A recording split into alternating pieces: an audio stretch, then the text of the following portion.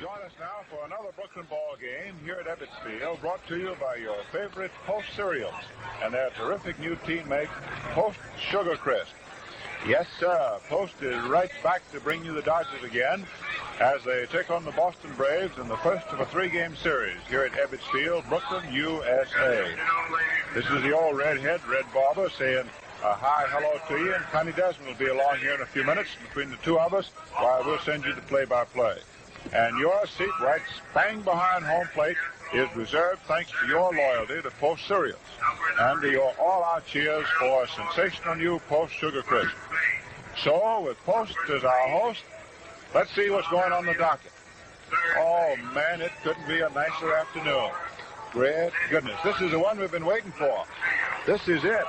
This makes you feel like it's spring and baseball and like there's no more measles and free tickets to the circus. Anyhow, we'll have a repetition of a fine pitching struggle that took place for its first copy up at Boston earlier this year. Joe Hatton, left-hander for the Dodgers, and Vern Bickford, right-hander for the Braves. They met at Boston, and Hatton pitched a two-hit shutout to beat Bickford and the Braves, and thereby Mr. Hatton earned himself the award, which comes to fellas who deliver shutouts, the same as those who hit home runs, a case of Post Sugar Crisp. All right, let's go over the batting order. Oh, the sun shines bright in Kentucky and right here in Brooklyn, too. It's a lovely afternoon. For the Braves, who have not won a game in the two they've played with Brooklyn this year, Jethro is leading off in center field. Sam Jethro. Earl Torgeson is hitting second at first base. Bobby Elliott, the big third baseman, bats third. Sid Gordon, the ex-Giant, a Brooklyn boy who lives no more than a couple of blocks right out back of right field here at Ebbets Field. And he's wreaked a lot of vengeance on the Dodgers. Gordon in left field for the Braves. The umpires now walking out, three of them. Willard Marshall, another ex-Giant, is in right. Walker Cooper, who was just recently traded, you'll recall, from the Cincinnati Ball Club. Cooper catching. Sisti at second base, S-I-S-T-I, Sibby Sisti. Buddy Carr, who came in that 4-for-2 deal with the Giants, Carr's at short, and Bickford, who hasn't won and lost three times, is on the mound. Lifetime, he's beaten the Dodgers three times, lost to them once. Batting order for the Braves as the meeting at home plate takes place now between Captain Pee Wee Reese of the Dodgers, the three umpires, and Billy Southworth of Boston. Reese is leading off for Brooklyn, playing short, of course. George Schuber is in left field. Duke Snyder in center. Jackie Robinson at second base, hitting fourth. Carl Furillo, the Reading rifle, in right, batting fifth.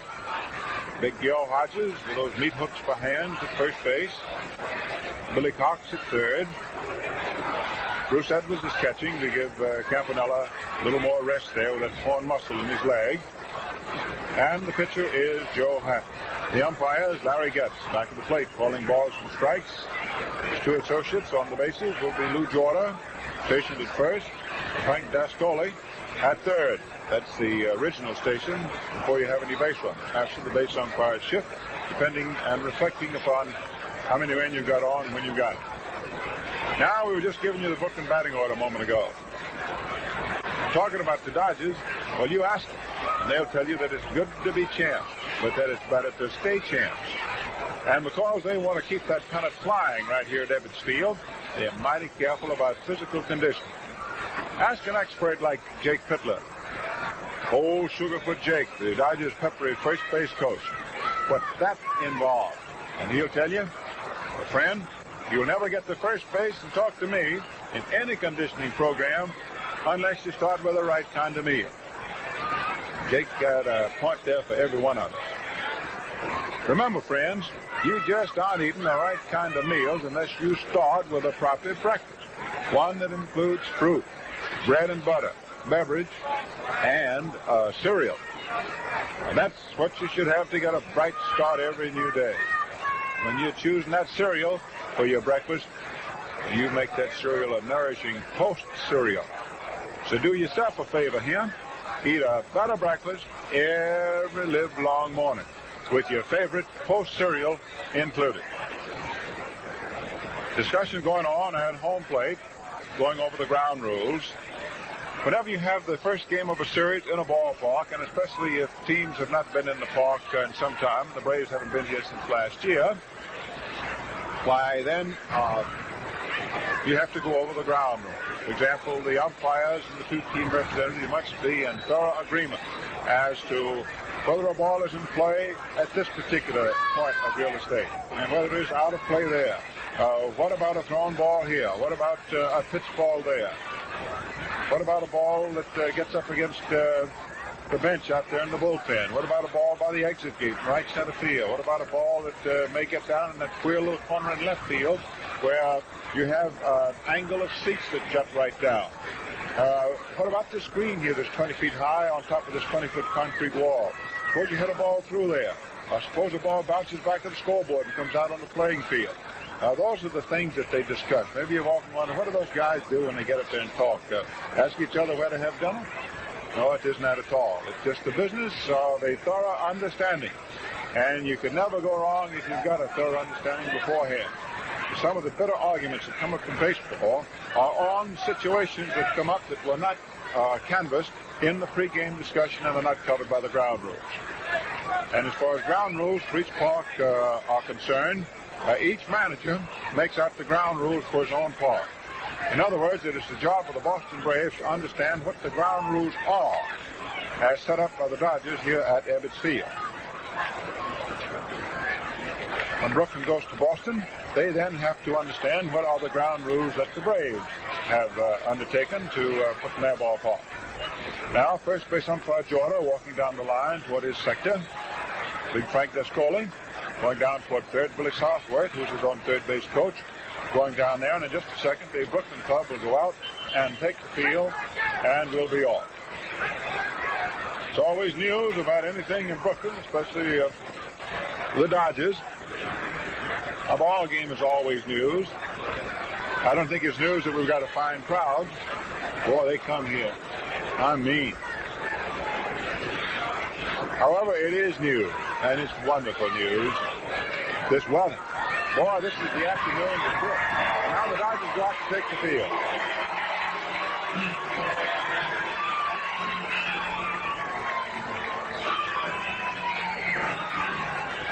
Brooklyn opening up its first real homestand. Tomorrow is a single game at 2 o'clock. Then Monday night, the Braves here at 9. Then the Western clubs come in, led by the Cardinals, who will be here Tuesday, Wednesday night, and Thursday afternoon. And Thursday will be Ladies' Day. Never a dull day with the Dodgers, and certainly never on Ladies' Day. Pittsburgh is in for a night game Friday next week. Saturday game a week from today. And then next Sunday, May 21, it is Cincinnati, remaining for Monday night, May 22. Then the Cubs, the 23rd, 24th, 25th, and on the 24th, a night game. Now the Star Spangled Banner.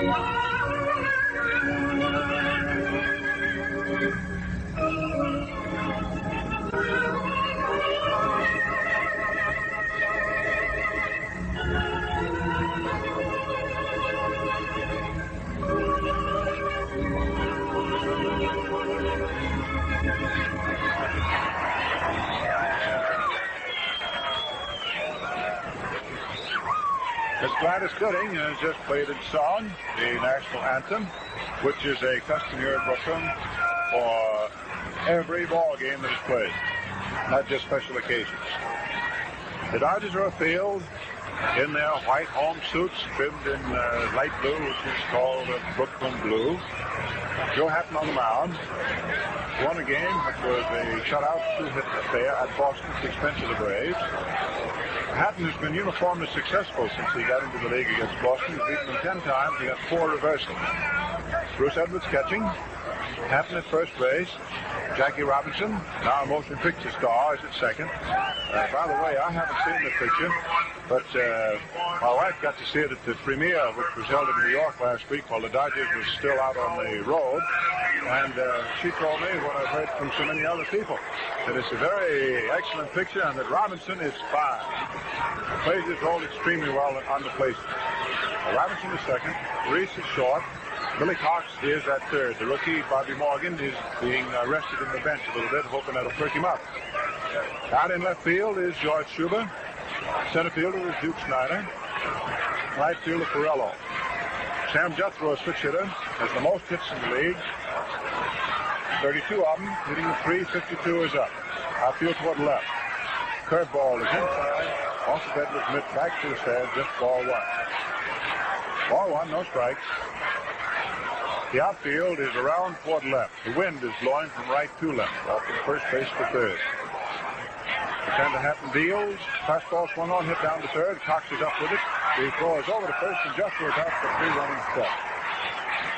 So Sam Jethro, the lanky speedster, thrown out third to first. 1-1 ball. Just the start of thing. That was the first batter. Naturally, no score. And here is Earl Torgeson. The tall, lanky, almost raw-boned, left-hand hitting first baseman. Wears glasses. Outfield back into right. He pulls. Earl hitting at 289. The tender Hatton pitches. A slow curve over for a called strike. Johnny Cooney, slender veteran, is coaching at first base for the Braves. Billy Southworth pacing along like a restless cat in a new house, coaching at third. Throw. Slow curve, low and away. Left-hand pitcher. Left-hand hitter. 1-1. Not a cloud in the sky. Air is soft. You just sort of see the leaves and the buds just popping right out of the trees. 1-1 pitch. Swung on, a ground ball down to second. Robinson up. Fires for first, and Torgeson's out. 2 up and 2 going. The Dodgers, if they can win today, and if the Phillies get beat, Wilkins can go into first place. So let's see what this means. If you look at the National League standings, you'll find out that you've got 6 teams that are bunched. All of them within breathing distance of first place, which makes a very tight race. Bob Elliott, big blonde right-hand hitting third baseman who can blast that ball. They play him the fall way around into left field. Also, the wind is blowing into left. Outfield swung drastically that way, the infield back. Elliott hitting 244. Swings and misses a low outside curveball. Like one.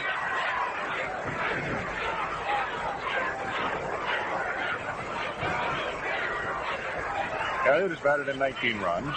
He leads the ball club in that department. Throw, swung on, fastball, foul tip for 2.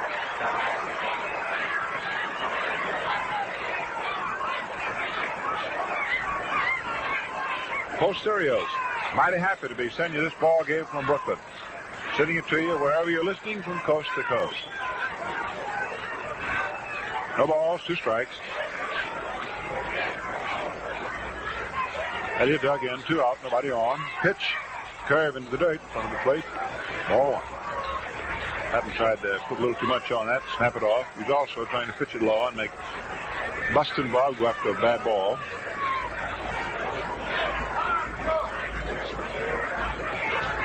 Fine crowd here at Brooklyn. 1-2 pitch, swung on, a line drive, hit through in the left field for a base hop. Elliott on, the ball kept by left fielder Schuber, going into second. First second by Robinson, and it's the first hit of the game, the first runner. Now the Brooklyn boy, Sid Gordon. He's up. Right-hand hitter. He's always hit well against Brooklyn. Batting at 262. He leads the Braves in the matter of home runs. He's got 7.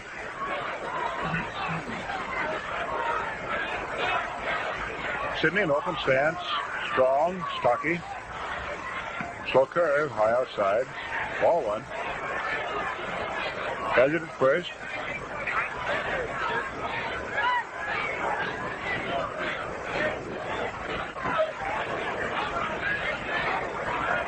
Hatton down, checks the run at first, pitches, curveball just blowing inside. Ball 2, 2-0.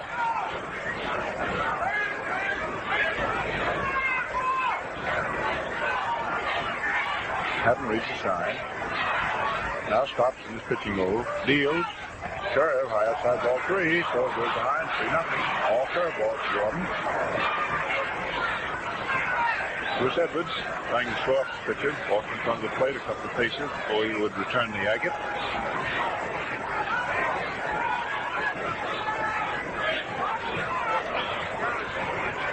Here's a 3-0 pitch.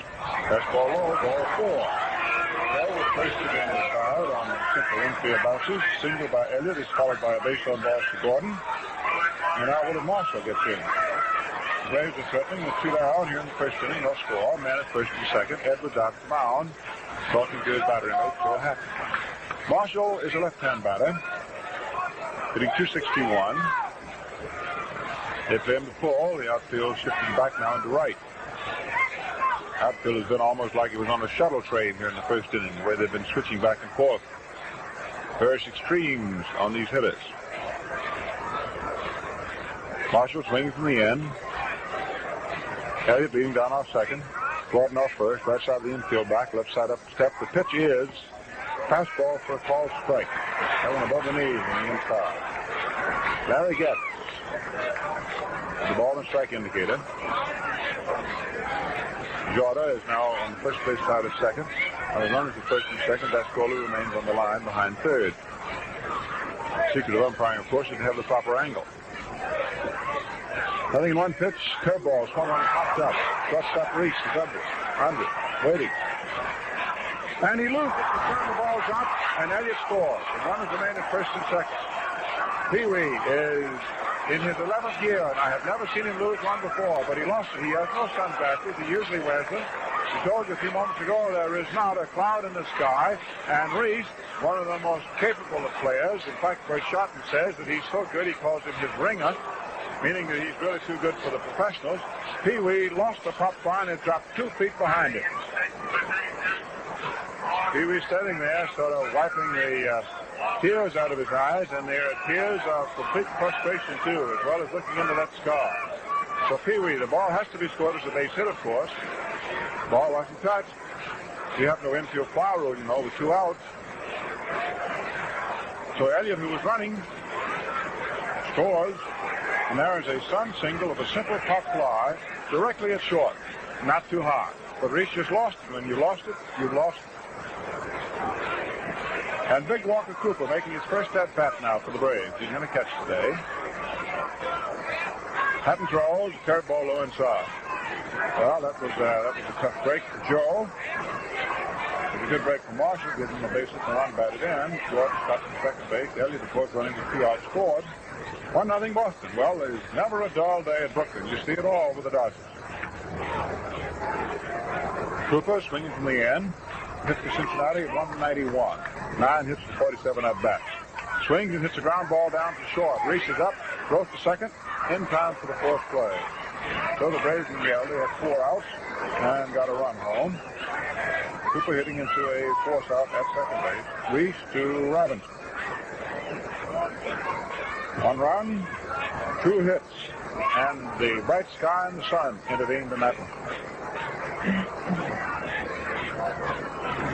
Well, friends, I want to tell you about a marvelous new cereal that has everything.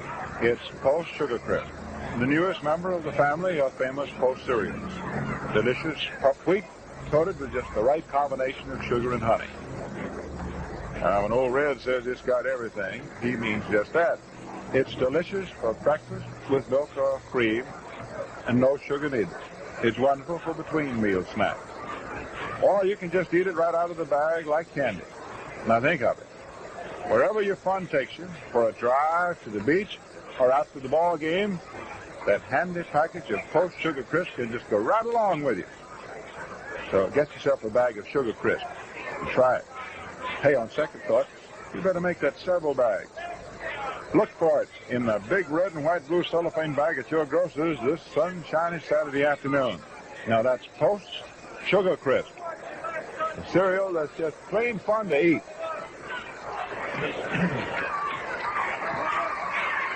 Now to move along the last and first inning, Reese coming up. Well, all things happen to you if you stay up there long enough. I never saw Pee Wee lose one before in the sun, but he lost that one. I noticed that the Boston infielders, especially shortstop Carl, very busy putting up their gloves and peering out from behind them to check the sky. Ryan Bickford on the mound, 1-0 favor of the Braves, and Reese up hitting .256. A called strike. Fastball off the hands over the inside. Reese, 20 hits. Right-handed deals, curveball, swinging top of the short. Carr's up with it. Throws over the first and Pee Wee's up. Carr at short to Torgeson in the first strike. 1 up, 1 away. George Schuber hitting at .224, stepping in. He has been hitting with a great deal of power.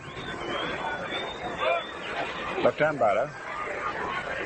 So far, he's gotten a nod in left field whenever the opposition has started a right-hander. This is the case with Bickford. He pitches, curve, low inside. Ball one. For the Braves, it is Bickford on the mound, and Walker Cooper is making his first appearance back of the bat. Cooper returned to Billy Southwood. They used to be together at St. Louis. Fastball low, ball two. Infield is Earl Torgeson at first. City Sisters at second base. Looks like he'll play there with Connie Ryan, traded for Cooper, gone to Cincinnati. Bickford wastes little time, pitches 2-0. Low inside with a fastball for ball three. Buddy Carr, the ex-Giant, is at short, and the third base, Bob Elliott. Sid Gordon in left. Center fielder is Sam Jethro. Right fielder Willard Marshall. Outfield well around toward right. Right side of the infield deep. 3-0 pitch is ball four. Shooter walk. Fastball dismissing the outside. First Dodger then to get on. Shooter with a walk. And that makes the potential tying run at first. Snyder hitting at .294.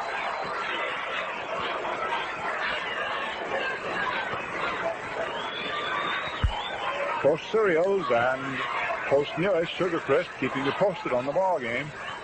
1-0 favor of the Braves. Snyder takes a slow curve low inside his shins. 4-1.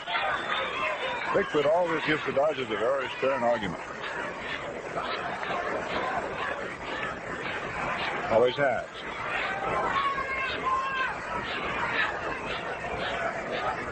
Stops. Deals.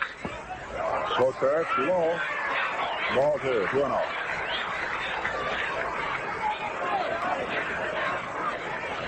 Two balls and strikes.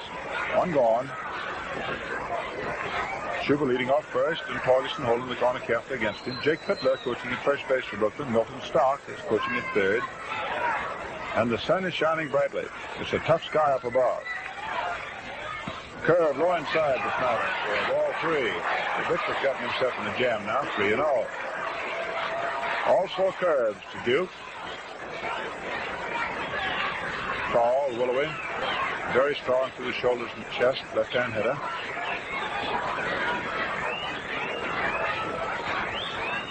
.3-0 pitch. Fastball high outside for ball four. With one man out, Bickford walks the next two. There's a fellow who won the batting championship last year and was voted the league's most valuable player, Jackie Robinson.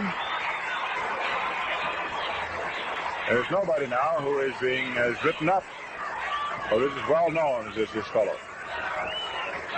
This starred in a motion picture. Jackie Robinson's story. You like it. Robbing, hitting at .329, leading the Dodgers in hitting as you'd expect. Outfield around toward left, the infield up 1 or 2 steps in double play depth. Pitch is fastball in to hit. Strike sends it back out of the way, ball one. We're going to have some action now in the Boston bullpen down in the left field corner.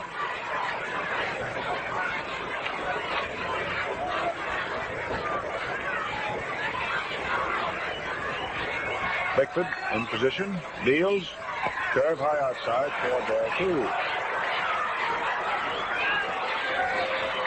He's walked two and he's behind 2-0. 2 balls, no strikes.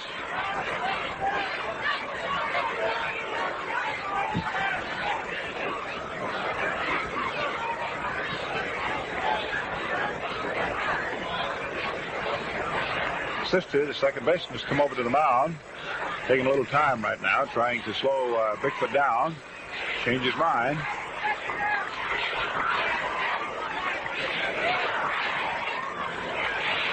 Boston bullpen going to work, right in the left-hander. Now the familiar chant at Ebbets Field. We want a hit. Robinson leaning up there. The count's 2-0. The pitch is a curve outside for ball 3. 2 balls, no strike.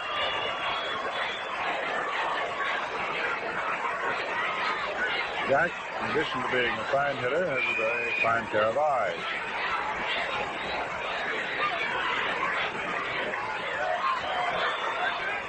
Three-0 pitch, call strike. The left-hander for the Braves is the bonus player Johnny Antonelli. Right-hander is Norman Roy. Left and right-hander working for the Braves. Robinson has the instructions through Milton Stock to how manager Bert Schotten. Once his 3-1 pitch confronted. Here it is, the runners go, and it is a curve outside for ball 4. Cuba not knowing whether the pitch would be a strike or not, slid into third, but there was no throw. Ball 4 at the plate, and the Lakers now FOB. They're full of working. 3 bases on balls, and Texas Cooper goes out to talk to Bickford. And the batter up is Carl Furillo. He's hitting a 275. Well, don't go away. We got a big minute here at Brooklyn. And folks, the post-serial people from Battle Creek are very happy to send you this one. Broadcast, you know, in New York, as it always is, over at WMGM, and on Saturdays from at home at Brooklyn, over the Columbia Broadcasting System. So, got lots of ears right back, and we're glad to have you. We got plenty of room. All right, Bickford's in a jam. He's about to jump right over in the pickle bag, so he's not careful. Furillo up, 3-all, 1 out, 1-0 Boston. The pitch, the curve, good for a called strike. Bickford's been staying with that curveball. Cooper's been calling for one right after the other. This is Walker Cooper, pitching for the Braves, pitching for his 4th team in the league. He was the catcher, you know, for Billy Southworth when those Cardinals were winning those pennants under Little Billy. Runners take their leads. The pitch is swung on, fell in the left field corner, foul. Johnny Antonelli warming up. The left-handed pitcher caught the ball. Throws it out. Throws it quite a way back in, foul around the bullpen.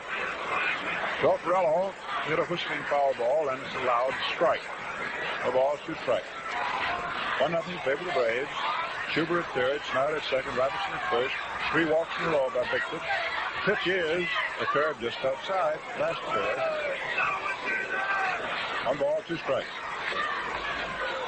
See, that takes a wonderful set of reflexes to stand at the plate, take a curve ball just on the outside, especially with 2 strikes on you. That's the mark of the finished Major League player, that you're not unduly trigger happy. I want to see what Bickford does. He's actually trying to cross up the hitter. He deals.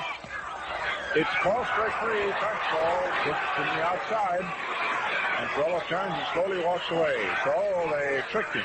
They gave him a curve just outside. And then McCall, I guess, looking for another curve. They snuck the fastball over. And more than that, it wasn't a completely fastball. It was a 3/4 speed fastball, just a change. A little off of it, with a highly artistic pitch, and quite successful. That's the first strikeout. So now here we are, down to cases. Big Hodges with 2 down and 3 off. Last of the first inning. Outfield around toward left. 1-0 favor the Braves because of the sun. Reese with 2 down, lost a little pop fly at shortstop. Never touched it. The ball's up, foot behind him. The run came in. Pitch. Sharp curve low outside for ball 1. Bickford trying to work out of this. Southworth has not come out of the dugout at all. And just let the battery go. Very experienced catcher back at the plate. Walker Cooper. 3 runners, ready to go, 2 out. There's a ground ball back over now, slowly towards second base, and the throw is over to first base in time, and Hodges is out. Nice play by Sisk. Ball bounced over the mound as Hodges tried to check his swing. Sister cut right in. He was the second base, right in front of the bag, and threw off balance across his body without having any time to wait. He couldn't. So Bickford pitches out of a jam, and he walks through the hot water and doesn't get scalded. No runs and no hits, and 3 men were left. So at the end of the first inning, it is a run, 2 hits, and no errors for the Braves, no runs, no hits, and no errors for the... Here we go again. Another player around the National League at the end of 3.5 innings with Kozlov left-handing him for the Giants at Philadelphia, and Kurt Simmons also southpaw going for the Phillies. It is 1-0 in favor of the Giants. The Phillies right now in first place by a game over Brooklyn. Chambers, a left-hander, will start for the Pirates of Chicago, and Hiller, a right-hander, will go for the Cubs. Hey, those Cubs have been doing all right, haven't they? Cincinnati's at St. Louis tonight. In the American League, Hooks Wise for the Athletics at the stadium against Vic Raschi. That's just about to begin. Washington is Boston. Hudson for Washington. Stobbs for Boston, and it's 2-0 favor of the Red Sox end of the first inning. No score between the White Sox and the Indians. End of the first inning. Kane for Chicago, Feller for Cleveland. Nothing yet on St. Louis and Detroit. And here we go into the second inning with Sisti first up. Second baseman just made the nice play closing the first inning. Right-hand hitter, and Hatton curves him low inside for ball 1. Sisti is 0 for 6 this year. Outfield toward left, right-hand batter. Fastball is over, ball strike. Sibi, the last couple of years, was probably Southwest's most dependable pinch hitter there in Boston. Hatton pumps, deals, curve, bunted, foul. Sisti working, of course, for a base hit. 1 ball, 2 strikes. 1-0 favor of the Braves.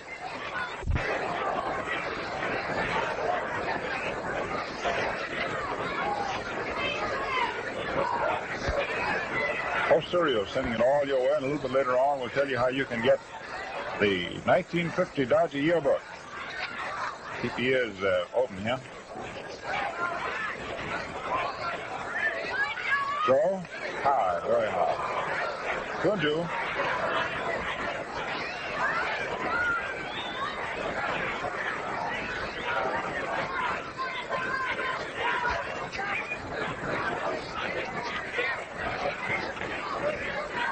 Hatton ready to pitch 2-2, does fastball strike 3, and Sisti has not had a hit in 7 official at-bats this year. So Hatton crossed in, fastball called strike 3.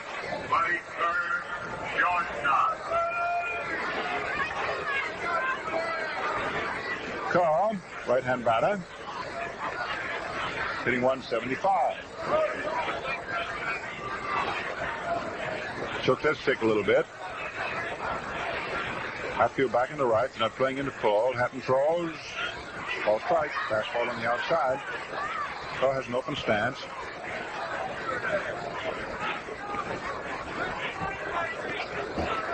Spreads his feet. Wind blowing into the left field corner from right. Curveball hit foul on the ground outside third. 0-2.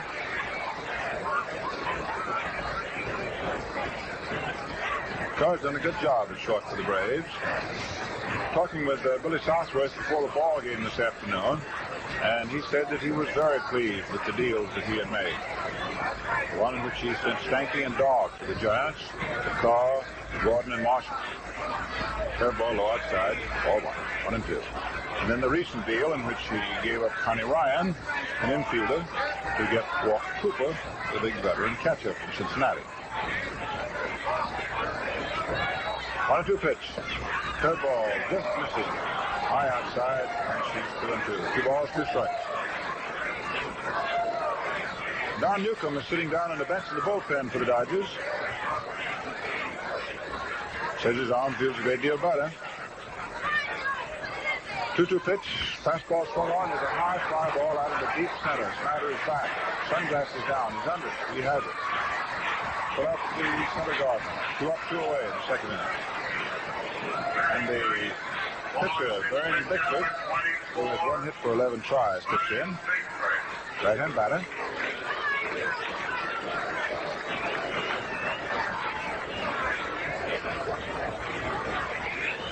2 back into right. They're not playing him to get around on the ball. Pitch swung on fastball. Really fast. Had to turn out on the loose. The ball's on strike. Boston 1 to 0 here in the second inning. Joe throws a curve, swung on a miss, breaking down for the kneecap. Strike 2.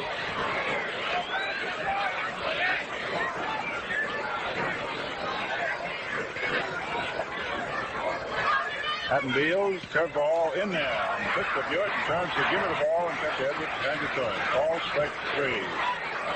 So the Braves went down 1-2-3 in the second inning. Take the field, leading 1-0. Well, look here, fans. Here's a breakfast combination that's just as smooth as $1 million infield. Post, raisin bran. Crackling, fresh, tasty bran flakes plus tender, seedless California raisins. Yes, ma'am. That's Post Raisin Bran for you. A fruit and a cereal combination that's just double delicious. The flakes give flavor to the raisins, and the raisins give flavor to the flakes. And like all Post cereals, Raisin Bran is guaranteed fresh. So try Post Raisin Bran some morning real soon. You'll see why. It's Post for flavor, Post for freshness, Post for the most of everything good in cereals. Now, before we get along into the second inning, let's pause briefly, 20 seconds worth, for station identification.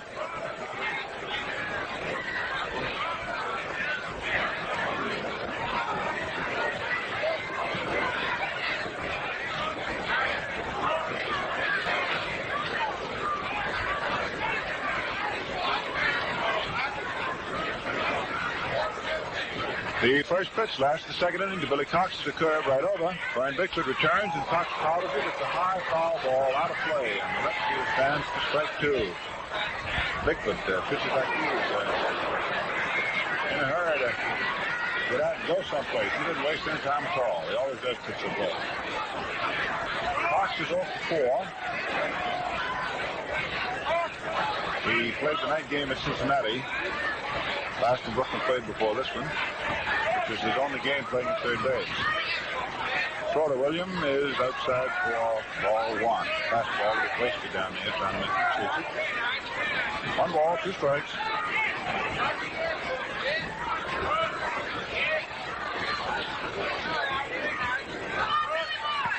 Third low outside. Ball 2, 2-2.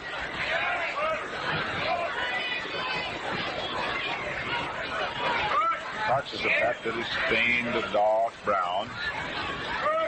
The throw is a curve strike 3. That's 2 strikeouts apiece.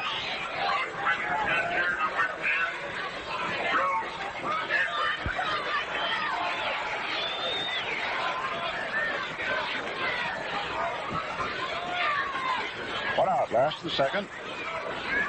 1-0 Boston. Bruce Edwards, stocky, acrobatically strong catcher, hitting 167, 5 for 30. Fastball low outside, ball 1. Boy, that Bickford got himself out of about all the tough big fella could get out of in the first inning. When 1 gone, he walked Schuber, Snyder, and Robinson, 3 straight. Then struck out Furillo. He really pitched to him and got Hodges on the top of the second. Pitch is swung on a high fly ball into right field. The wind's holding it up. Marshall's underneath. The right field is set and makes the grab. But for Edwards, 2 up, 2 gone, and pitching Hatton. Now walks up to bat. He has 1 hit for 7 at bats.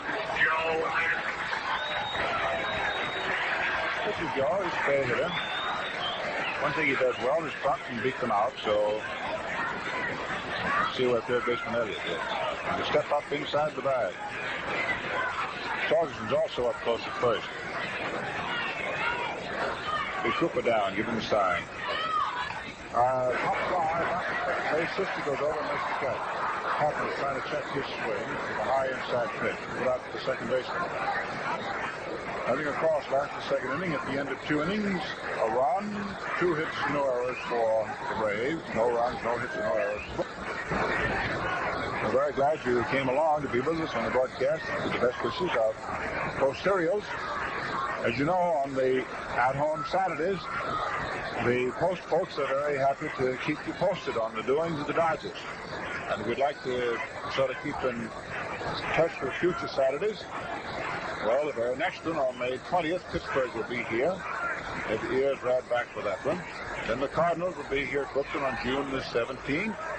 Pittsburgh again on June 24th. Philadelphia, oh, there's a hot one, on July the 8th. Chicago on July 29th. Cincinnati on August 5. These are all Saturdays, home Saturdays at Brooklyn. The Braves back again on August 19. The Giants on September 2. St. Louis again on September 16. And Philadelphia on September 30. It'd be funny if they're fighting for the pennant on September 30. Wouldn't be a surprise, would it to you? Now, Sam Jethro, first up in the third. Outfield, round toward left. Sam is switch hitter, batting right-handed. Takes the third, go inside.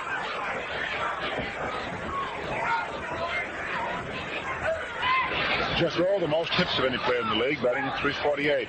He's got 32 good runs. Down the ball game, being thrown out third to first. Pretty well back to the plate. Swings at a high pop fly. Going into short left center. Let's see. Center fielder Snyder is in. Passes down. He had let it go for Jethro. One up and one away. Beginning of the third inning. 1-0. Favor the Braves. End of 2 innings, the Red Sox are leading Washington in the American League 2-0. End of 2 innings, the White Sox leading the Cleveland Indians 1-0.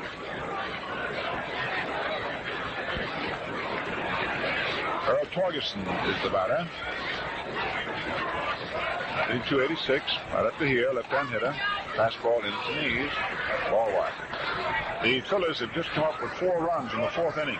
They go ahead of the New York Giants, 4-1, the end of 4. Now you're up to date on the Post scoreboard. Hatton throws to Torgeson, a curve which is flying sharply out to center field for a base hit. So Torgeson goes right around first base, makes his turn, and holds up.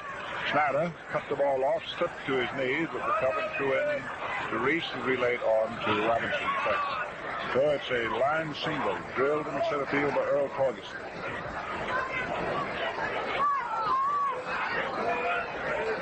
A little conference out at the mound between catcher Edwards and pitcher Hatton.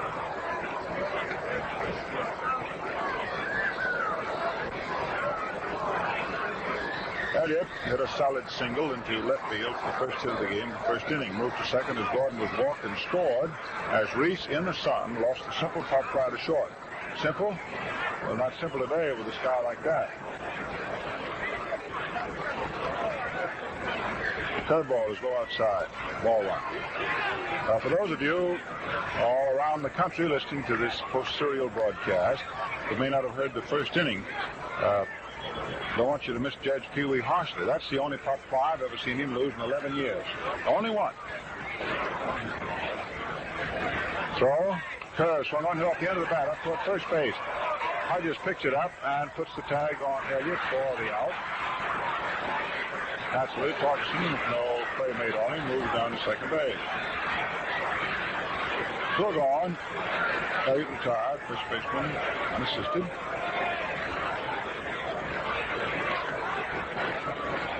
Sid Gordon. Picking at 262. Took those 4 curves and then took his base. Pass, first inning. He's a dangerous hitter.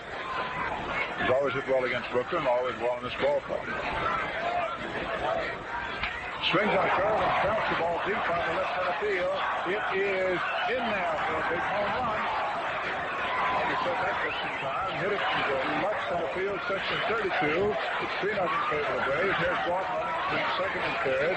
There he comes, on his way up to the plate. Out of the southward, shakes his other hand. And it's a case that goes to the Sid Gordon household. Yes, sir. That's the award, you know, for home runs and shutouts. Some award, too. That's home run number 8 for Sid. Gives him a total of runs batted in 17.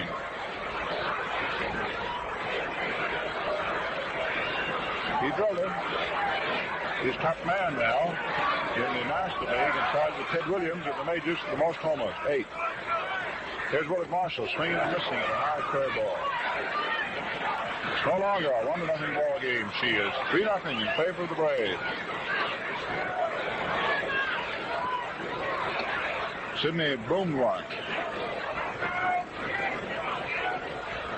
Hatton comes back, curveball, high outside. 1-1. 1 ball, 1 strike. That ball was well hit. When she got up high, you could see it hooking. Boy, that one was about from a Connie Desmond's tee shot. Getting here to tell you about him in a minute. There's a ground ball off the pitcher's glove. Hatton retrieved and tags Marshall out. That's out number 3. The ball counted off the pitcher's glove over towards first. Hatton retrieving the ball was right up against the runner when he came up with it. So 2 runs on 2 hits. Solid hits too. Big home run by Sid Gordon. Well, speaking about Desmond, I don't know whether he's going to talk about his golf drives or his house out in Flower Hill, Long Island, or about what a nice day it is or anything, but Connie, have you got a word for us? Oh, I sure have, Red. I got the word on that swell new cereal, Sugar Crisp. Man, it's so delicious, folks eat it right around the clock. Yes, sir, Post Sugar Crisp is such fun to eat. It makes a hit with the whole family. For breakfast, you just pour on the milk or cream. Remember, you can skip the sugar, while Sugar Crisp is just sweet enough. Sugar Crisp, you see, is wholesome puffed wheat coated with honey and sugar. And that makes it a tasty snack any time of day. And you can eat it right out of the bag. It's just the kind of nibbling the whole family will go for. So remember, as a cereal, it's dandy. For snacks, it's so handy. Or eat it like candy. Look for Post Sugar Crisp at your grocery store. And the big cellophane bag with the 3 little Sugar Crisp bears on the outside. Okay, Red? All right, Cornelius. Hey, what were you talking about, Connie? Sugar Crisp. Well, here's Reese, first up against Bickford, last of the 3rd. Right-hand hitter. Vern deals. Fastball over for a fall strike. Pee Wee hitting at 253. Takes a pitch outside. That's 1-1. 1 ball, 1 strike. She's 3-0 in favor of the big, bold Braves of Boston. Pee Wee swings. There's a high fly ball hit down the left field corner. Gordon, the left fielder, goes over and makes the catch. He retired. So just made the catch is the guy that hit the 2-run home run just now, Sid Gordon. The Braves actually have put together, with the exception of Johnny Mize, the batting order that for the Giants 3 years ago used to make all those home runs. They got Big Cooper back to the plate, Marshall out there in right field, Gordon out in left. There's George Schubert to face the Brooklyn. Swings the ground ball down to the right side. The second baseman handles it over to first, and that's all for Schubert. 2 up, 2 gone. And, of course, for the Braves, in this big Elliott, they've got a fellow who can hit their ball a long way. Sam Jethro out in center field doesn't come up with so many long hits. That is as far as home runs go, although he has 3 triples. But he comes with a lot of hits. Snyder up the Brooklyn, left-hand batter, takes a high inside fastball. All right. Duke was walking the first inning. He's pre-game off, 294, still riding. The wind is toward left field. Duke swinging, falls it into the third base stand. 1-1. While the wind was blowing the way that Gordon hit his home run, he didn't need the wind. His was belting. Bickford deals, Snyder swings, high fly ball out into deep left center. Left fielder Gordon under it. Makes the catch for out number 3.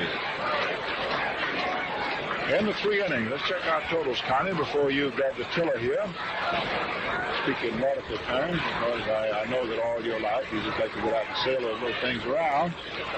At the end of 3 innings, it's 3 runs, 4 hits, and no errors for the Braves. Do you concur, sir? Right, sir. Yes, sir. For the Dodgers? Gee, I don't see anything at all, do you? Nothing on my book. No runs, no hits, no... Well, Connie, I want to ask you a personal question. I want an honest answer. Have you ever seen a nicer day? Oh, this is wonderful. Now we can only shoot golf. Boy, you and I are lucky we got a job. Go ahead. We got it. Robinson, Furillo, and Hodges, of course, will come up if you're looking ahead on that part of the list, because the Dodgers got to start making some runs. Their pitching has been sort of wobbly, and that Western trip was a cruel one as far as they're concerned. But right now, at the present moment, Mr. Hatton must contend with Big Walker Cooper, Sibby Sisti, and Buddy Kerr. The outfield plays this big fellow around to the left. Cooper batting at 188, 9 base hits, yet to hit his first home run. Maybe I better be quiet. 3-0 in favor of Boston here, top half of the fourth inning. Hatton's first pitch swung on, and there's a high fly ball that is hooking foul and going back into the stand. Shuba was over, right up against the barrier there to watch it sail in, and it's a long, loud strike. Boston out in front, 3-0. Top half of the fourth inning. Cooper the first time up. The ground ball down to Reese. Big, strong right-hand batter. Hatton studs another one. Line to left center field. Stoddard comes in under it and takes it for the out. Ball was solidly whacked.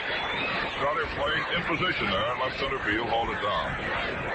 So there's one away in the top half of the fourth inning. Brings up Sibby Sisti. Sisti made a very fine play to get Bickford out of a trap there in the first inning. Hodges checking his swing, and the ball hit over the mound, and Sisti scooped the ball up and got Big Gill for the third out. Swings on this one, looks a fly ball to right field. Here comes Furillo in under it now. A shade over towards the line, takes it for the out. It's 2 up, 2 down. Bobby Feller has just hit a home run for Cleveland the last half of the third inning. The inning is not complete. Chicago is leading 1-0 as Cleveland came to bat in the last half of the third inning. Here's Buddy Kerr. Hitting at 173. The Braves out in front, 3-0 here. Hatton's first pitch swung on and hit wide of third and through. Missed there, but couldn't quite get to it. A step away. Shuba retrieves out in left field and gets it back into Robinson at second base. So Buddy Kerr, a bouncing single, just out of Billy Cox's reach. Pee Wee tried to back up the play, but it got it through him. It made any difference. So Kerr on at first base, and we're waiting on the arrival of Vernon Bickford, who's coming up towards home plate. He had a sort of a spasm of control trouble. Walked 3 men back-to-back in the first inning and then got out of it, striking out Furillo and getting Hodges in a bouncer to second base. 3-0 Boston. Hatton's first pitch swung on and bounced down along the third baseline. Cox has it, goes to first base in time, and that is all for the Bostons. 5-3 if you're putting him down in your book. No runs, 1 hit. Single by Kerr in the left field. Right now, friends, once again, here's the old redhead. Well, we told you a little earlier, we're going to tell you how to get the 1950 Dodger yearbook. Boy, this one is a billet. First page to last. In fact, I'll tell you confidentially, it's a double-jointed, stomped-down billet. It's an exciting, colorful baseball book that Post Serials is offering to you baseball fans all over the country from coast to coast. It's jam-packed with all the essential facts and figures about every player on the roster. Pictures, too. Plenty of them. And complete information about the entire Dodger organization.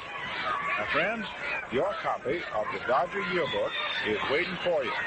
Just send a box top from any Post Serial package, or else the front panel of a Sugar Crisp bag with a quarter, don't forget that 2-bit piece, to Dodger Yearbook, Box 79, Brooklyn 1, New York.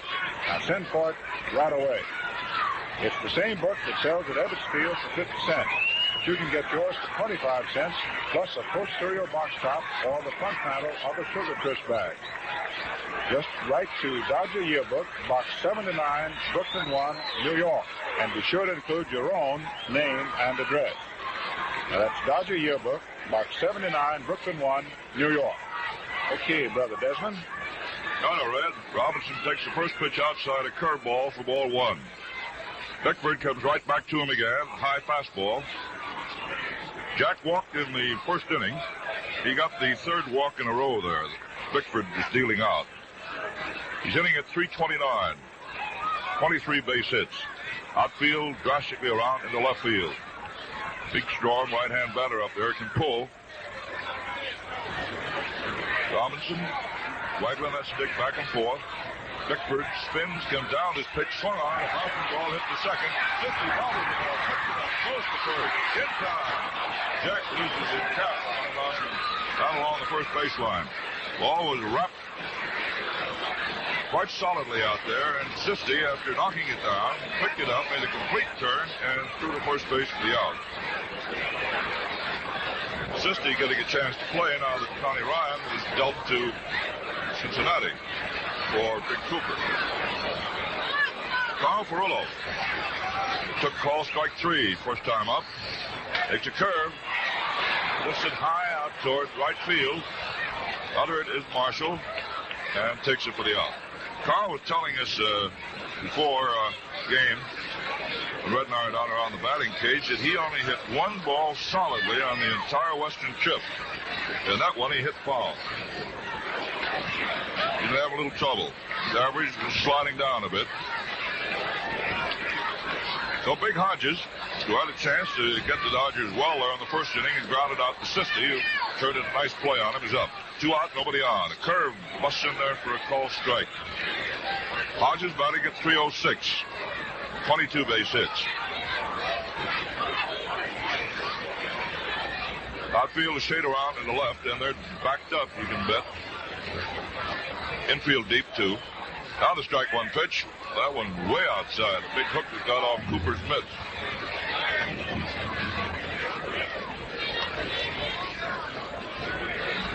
Ball 1, strike 1.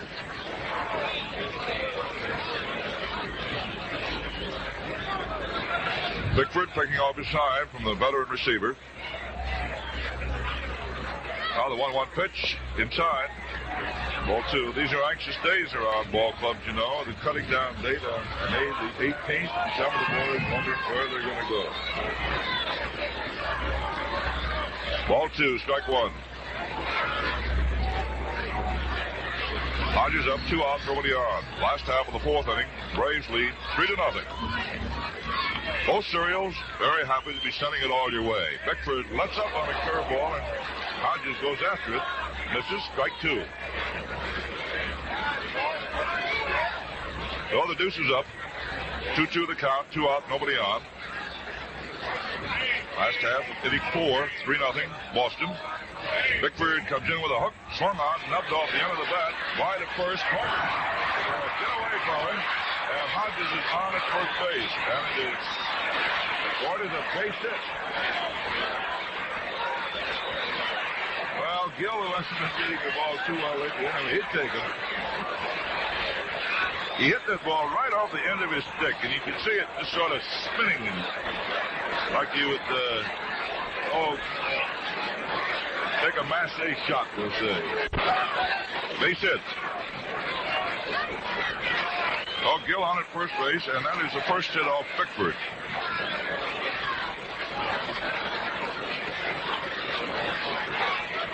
Billy Cox up, struck out. First time, he's 0 for 5 since he got back in the lineup. Hodges at first, 2 out, curveball, misses outside, ball 1. Bickford is sneaky fast. He's got a good fastball, although he doesn't rely too much on that. He likes to fool around with those half-speed hooks. Throws to spot. Pitch, half-tap, swung on and hit down to second base. Sisti up with it, throws to first for the out. And Mr. Bickford must have some tantalizing stuff out there. That's about the third Dodger hitter that is rather undecided whether or not to go for the pitch or not. And checking his swing, the ball went out to second base, and Sisti made the play. No runs, 1 hit, 1 man left on, and just like that, here's Red back again with our post-serial scoreboard.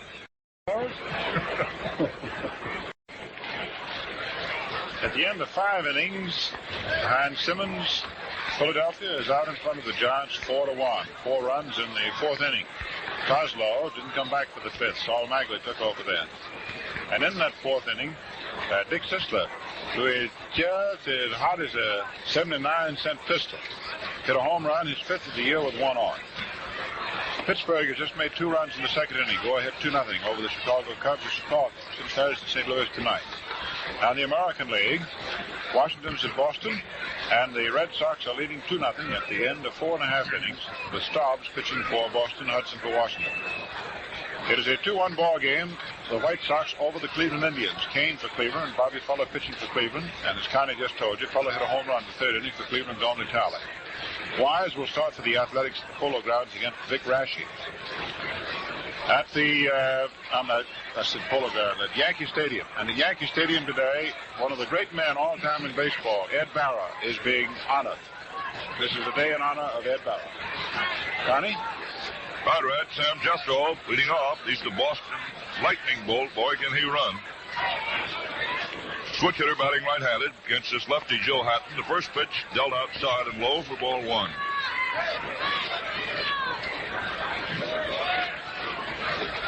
Jethro playing at Montreal last year. Stole 89 bases. Swings on this one. It's a high fly ball deep back in the left center. This one may be gone, and it is. This one's way back in there. Jethro tagged that one high and far for his 5th home run. And he touches the ball. He leads the league, in the number of base hits. That is his 33rd. And he brings home his 23rd run. So he's topped in that department. So Jethro really got a hold of one of Hatton's curveballs and straightened it out. Back in section 32, which is in left center field, and it is now a 4-0 ball game.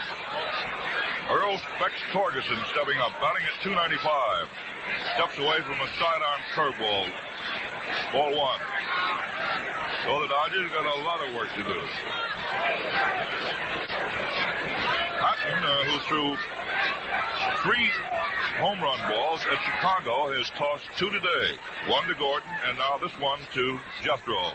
Sweeping curveball outside. Bankhead continues to toil down in the bullpen for Brooklyn. Dodgers have the tail end of their hitting list coming up in the last half of this 5th inning. Hatton's overhand fastball gets over for a strike. Ball 2, strike 1. Dodgers down 4-0. Top half of the 5th inning. Post Cereals very happy to be sending it all your way, wherever you may be around the country. 2-1 pitch up high. Ball 2. Ball 3, beg your pardon. Ball 3, strike 1. Torgeson has 23 base hits, moving along quite solidly. Hatton throws 3-1, and this is inside, up tight for ball 4. So after the home run, Hatton deals up a walk. He walked Gordon in the 1st inning, and then, as Red told you, that little pop fly hit out the shortstop that Reese lost in this tough sky. That's why Boston got their first run. A home run by Gordon after a single by Torgeson got him 2 more, and Jethro opened up this frame with a home run.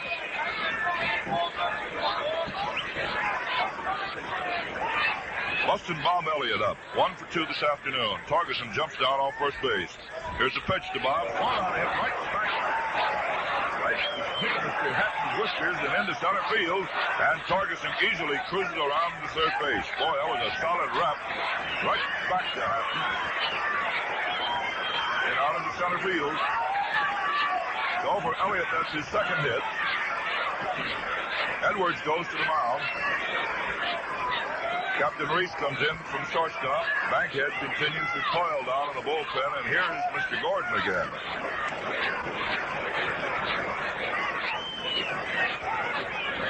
So, friends, Hatton is going to get the Derrick.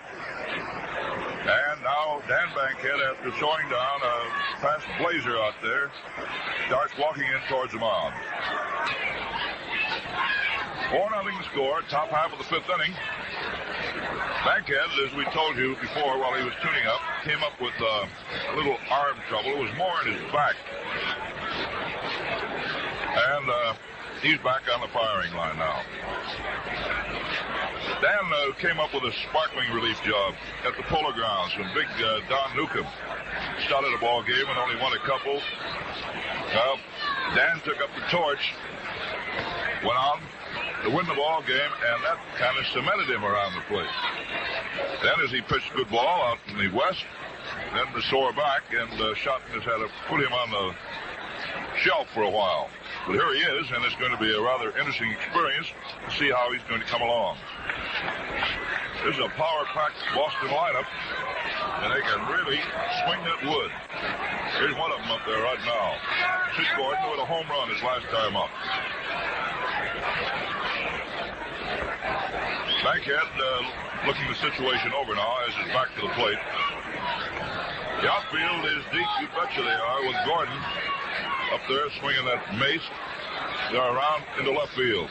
Carl Erskine starts walking down to the bullpen.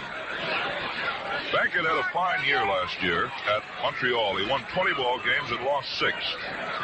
He's rather a willowy fellow with a very good move. Oh, he shows you a lot of motion out there, and that ball comes whisking out of nowhere. Got a good kick, too. Spins, comes down the curveball to Gordon on the corner for a strike. 4-0 score in favor of the Braves from Beantown. Bankhead now to his stop position. Runners on at first and third. Spins, comes in with a curveball, and is over again. 2. Gordon comes back. He isn't beefing on it. He's just back talking to Larry Getz about, boy, wasn't that a beauty. Strike 2.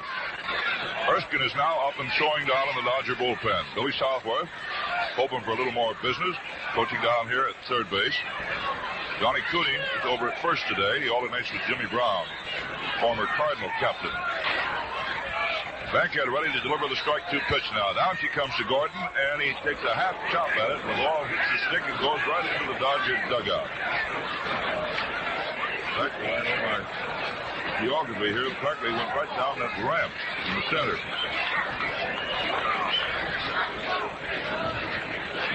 Del Ennis has just did a home run in the 6th inning with 1 on, his 4th of the year.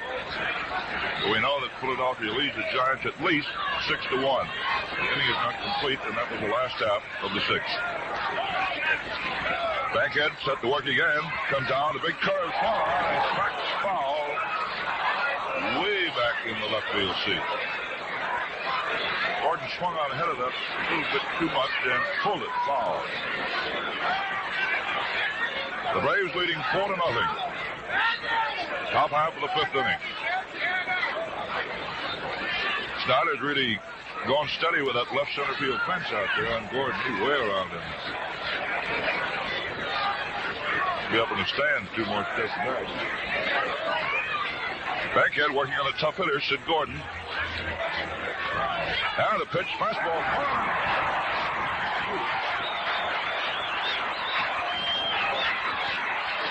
Well, Bankhead really let him have it. He Sunday pitched on Saturday afternoon and got him swinging. 1 out. And brings up Willard Marshall. Marshall hitting at .267. Bankhead trying to help the Brooklyns here get out of this bad spot. 1 run already in. Runners on at first and at third. 1 out. Marshall up. Left-hand hitter takes a curve that is low for ball 1. Willard has 24 base hits, a couple of home runs, and he's 1 for 2 this afternoon. Single his first time up, but that was that little pop fly that Reese lost in the sun. Bankhead comes in with his pitch, outside, ball 2. Dan is pitching away from Marshall, hoping to cut down his power to pull the ball. Although the defensive setup for Brooklyn in the outfield is around towards the right field line. Willard pulls about everything he gets his stick on. Big and strong. Now the 2-0 pitch, swung on and cut foul. Back up over the Braves wigwam and back into the stand. Ball 2, strike 1. Top half of the 5th inning. 4-0 Boston. Say, Mother, you tried Sugar Crisp yet? Boy, if you haven't, put that right on top of your grocery list. Bankhead working diligently here on a tough man. Sends a fastball outside for ball 3. Hurston continues to warm up. Maybe Shotton will want the pitch hitter for Bankhead, who will be the second man up in the last half of the 5th inning. Hurston is getting tuned up. Got him on the back of the stove. Bankhead ready to deliver now, 3-1. Checks. Runner at first base. And there goes Elliott. The pitch. A high fly ball going deep out towards right center field. And this one is up against the fence. In to score comes Torgeson right up back of him. Comes Elliott, and so it is now 3 runs in. Bankhead got by 1 man, but a big booming triple by Marshall off the right center field fence gets 2 more in. Torgeson and Elliott come home to roost. Marshall, his second hit, a couple of runs batted in, gives him now a total of 16 that he's walked over. 6-0, favor of Boston. Top half of the 5th inning. Better wait for the call on that, because for a while it looked like there might be enough carry to get this thing into Bickford Avenue. It was high up against the wall. The Snyder practically crawled up and tried to grab it. Up there now is Big Cooper. Walker swings at the fly ball to center. Looks like it's going to be deep enough to get this run in. There's Snyder making a grab of it. Here comes Marshall tugging to the plate, and he makes it easy. Run number 4 comes over. 7-0. Braves leading the Dodgers here at Ebbets Field. So it's a run batted in for Big Cooper. Brings up Sibby Sisti, the second baseman. Now he got a chance to play. He's yet to come up with a base hit. 4 for 8. 2 out. Bankhead in with a curveball up too high. Ball 1. Now the Dodgers got a lot of work to do. Trailing 7-0. Top half of the 5th inning.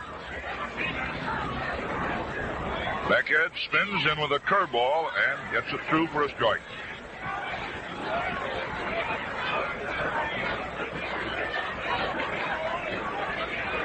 Braves have counted 4 times here in the top half of the 5th inning, and they're still at it. 2 out. Big swung on. There's a little looper hit out back to second. Reese goes over and bumps into Robinson. Down goes Pee Wee, and Robinson gets the ball, and Reese, I think, is hurt. Reese went charging over. Jack went after the ball. The 2 of them converged right back to second base, and they smacked. And Robinson got the ball, but Reese had the wind knocked out of him. And now trainer Wentworth and Billy Southworth, the Braves, a few more of them are running out there. The Dodgers, of course, are all around their little captain, and he stretched out. Boy, that was a bang-bang. He went into the run. He's like running into a brick wall. Pee Wee was not looking, and he just kept going after that ball, and Jack came on too, both of them watching the flight of it, and smacked together. And now Pee Wee's up, walking around. Okay, there. Well, friends, everywhere, folks are talking about the new cereal sensation called Sugar Crisp. Yes, sir, and Sugar Crisp is really something to talk about. An entirely new cereal that's more than a cereal. As a cereal, it's dandy. For snacks, it's handy, or eat it like candy. Sugar Crisp, you see, is wholesome buckwheat with a delicious coating of sugar and honey. Now, for your breakfast, why, you just pour milk or cream on top and skip the sugar. Delicious. And you can enjoy Sugar Crisp between meals for a special snack. Or take it along wherever you go. Or just eat it out of the bag like candy. So better treat the family. The post sugar crisp right away, Mom. How about this Saturday afternoon, huh? Stores still open? Yes, sir. Buy several bags and then just watch them disappear. So look for Sugar Crisp at your friend the grocer's in the big red, white, and blue cellophane bag. Well, we got the last half of the fifth inning coming along. Connie, it was quite a collision down there, wasn't it? I walked in the door in the middle of the night. Wow. Now, Pee Wee's all right. Doc Wendler motioned up to our booth here, said that he got him up around the windpipe, knocked the wind out of him. Edwards up there takes the first pitch over for a strike. Sutcliffe is motioning down to the bullpen for Erskine to get tuned up. Looks like they're going to hit for Bankhead. Well, they need runs. Dodgers nothing, and Boston 7. Last half of the fifth inning. Edwards up there trying to get him a start. 5 for 31. This is average. Swings and lines this one right at third baseman Elliott. Bob didn't have to move a step. Come to me, baby. Line drive right at the third baseman for the first out of the last half of the fifth inning. And Bankhead now is coming up to hit. So all the motion to the bullpen to Mr. Erskine. Carl now turns around, sees Bankhead walking up. Oh, he's going to lob it through. Sam Nairn is ready to go sit down, and now they do. Bankhead, who's a pretty good hitter, 1 for 7 so far this year, batting at 143. First day in Ebbets Field, he had a home run. Right-hand batter. Swings on the first pitch, and it's a high foul back on the plate. Here comes Big Cooper. He's got it. Big high foul back on the plate. 2 down. And Pee Wee, I guess, is going to take the rest of the afternoon off. Eddie Mixis is over at the bat rack. Boy, that was quite a bump. And Mixis still hasn't found his favorite stick yet. So Reese is through for the afternoon. Now, if we get any further word, well, we'll pass it along to you about Pee Wee. Yeah, it looks like running into a brick wall. So Mixis is going to hit for Reese and undoubtedly will take over shortstop. Eddie Mixis, one of the fine leather men in the game. We're not so potent with that stick that, boy, you can't let a guy like this go. Takes the first pitch on the corner for a strike. 2 out. Nobody on. The Dodgers behind 7-0. And Vernon Bickford, who has beaten them 3 times since he came in the league, having himself a pretty good day. Curve swung out and lifted high out to left field. Now there it is, Gordon, waiting now, looking up into this tough sky, and takes it for the out. Well, it was a rainmaker. So 3 up, 3 down. And the Dodgers take the field now to face this Boston attack that has been rather rough this afternoon.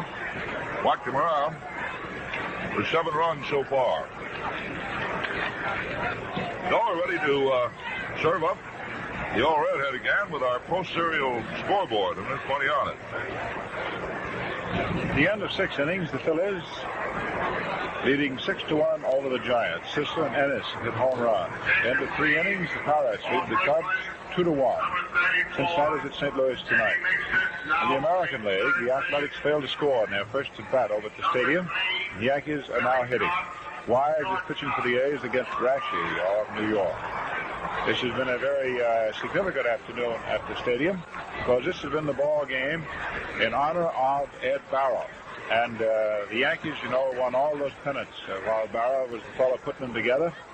And so a player from each of the former Yankee pennant-winning teams under Ed Barrow was there today, and a player from each of the National League teams that opposed those Yankee teams in the World Series was also there. So there's a great deal of sentiment there. And I don't know of a finer tribute to be paid to a more deserving person than the tribute to have a day in honor of Ed Barrow at Yankee Stadium. He, more than any other individual, built it. In 5.5 innings, the Red Sox lead Washington 2-0, and at the end of 4.5 innings, the White Sox over the Indians 2-1. What's the score here, Connie? 7-0. And it's unnatural as far as the Brooklyn fans are concerned. What's the score here, Connie? 7-0. and is unnatural as far as the Brooklyn fans are concerned. The Braves out on top. Buddy Kerr leading off against Bankhead here. Takes the first pitch high outside for ball one. Outfield pretty much straight away. Infield normal. Mixes down at third, and Cox moves over to shortstop. Kerr swings and misses. Ball one, strike one. So Eddie's a handy man to have around on your bench. Reese, in a collision with Robinson, had to take the rest of the afternoon off. Banged his wingpipe. Now the 1-1 pitch. Kerr bunts down along the third baseline. Mixes, grabs it close to first.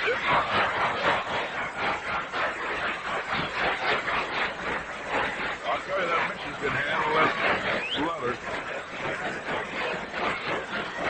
An awful lot of ball clubs like to have him around on their bench. Not only on their bench, it's playing. Vernon Bickford getting a flattering of applause here as he comes marching up. He shut out the Dodgers for 5 innings. Mates had gone out and got 7 runs off Hatton and Bankhead. Fastball is high inside, ball one. Bickford as a hitter is 1 for 13. Average of .077. Outfield is split, big hole in left center. Bickford takes under the hand, ball two. Schuba is playing normal straightaway left field, but Snyder's faded over a bit towards right center. There's a big area out there between the center gardener and the left fielder. Now the 2-0 pitch, and this one is inside. Ball three. Moving a plate around on Dan. Bankhead in relief of Joe Hatton.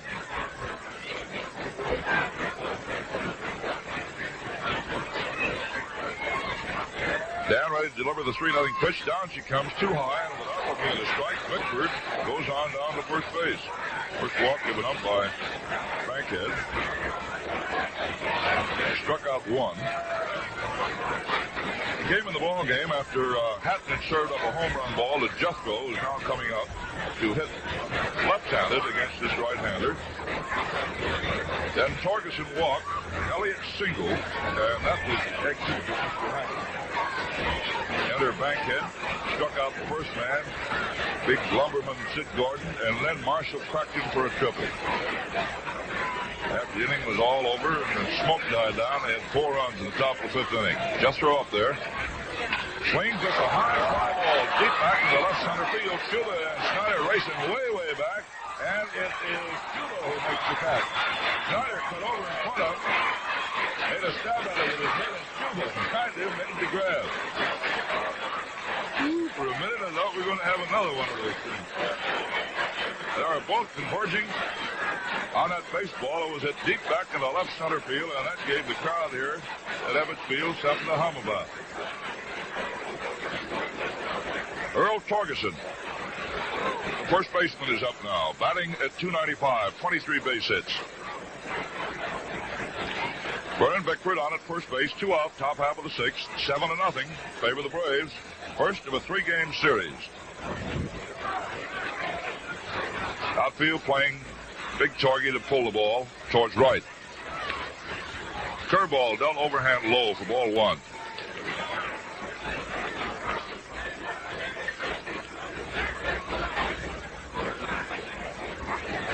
Torgeson is 1 for 2 officially this afternoon. Grounded to second, singled, and walked. Bickford down off first. Pitch is on the corner for a strike.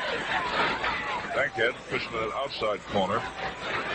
Gil Hodges is not on the bag, pulling it against Bickford. He's back at his fielding depth with a left-hand hitter up there who can pull that ball in his sector. And now at the last second, Torgeson gets something in his eye and steps out. Ball one, strike one. Guy really takes a toe hold. Bankhead, to his lingering stretch, brings it down very slowly. Comes in with a high pitch outside. Pulled a string on it, but couldn't get it through. And ball two and strike one. Billy Southworth coaching down at third. Donnie Cooney, who finished up managing the ball club last year, is at first base.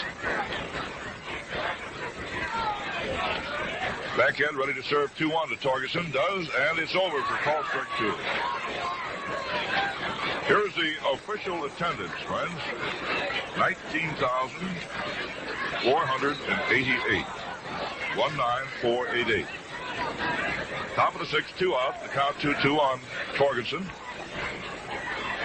Bickford leads away from first base. Bankhead. Pitch is in there, and it's over for call strike 2. Oh, the sneaky little curveball that got through there. And Mr. Torgeson was caught with his bat on his shoulder. So it is no runs, no hits, 1 man left on. Bickford walking with 1 away, and they left him at first base. Now, once again, here's Red Barber. Connie, I bet folks all over the country listening to this Post Serial broadcast and want to know what in the world we're going to talk about Post Toasted. Well, now's a good time. Never a better time. Post Toasted. Boy, I'm telling you, that's a big hit in the Breakfast League, and that's the reliable hit. Post Toasted, a long record of just making happy appetites happy. But friends, you try Post Toasters and judge for yourself, and see if they are better than any other cornflakes you ever ate. You'll find there's a world of difference in cornflakes, and it's Post Toasting that makes the difference. Yes, ma'am. You'll notice a delicious, grand-tasting difference in every spoonful of Post Toasters. They're extra good, extra tasty, and extra fresh. So next time it's a grocer's, don't you say cornflakes. You just ask the man for Post Toasters, yeah? Got better cornflakes. That's another famous Post cereal, guaranteed fresh. George Schuba leading off, and he can't get away from a curveball. It hits him right on his number 8 in the back of his uniform. And he's on at first base the hard way. The Schuba hit by a pitch. Bickford broke off a great big rainbow. Almost broke Schuba off, too. Well, Snyder is up. 7-0 to score.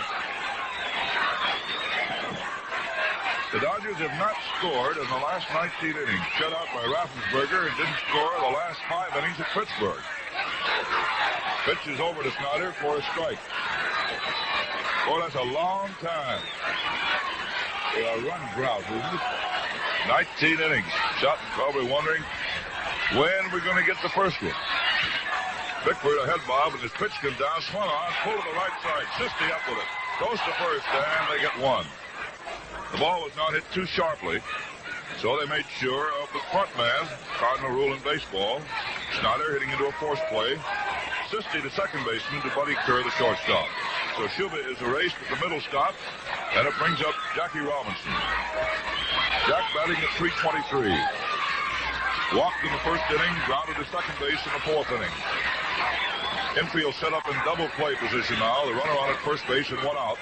Snyder leading away. Torgeson holding the bag tightly against him. Bickford takes a look, goes into Robinson. 1 on and foul right down below us, and Red made a hot left with it. Take a souvenir home to little Miss Barber. Big bad Braves came down from Boston having a tea party here.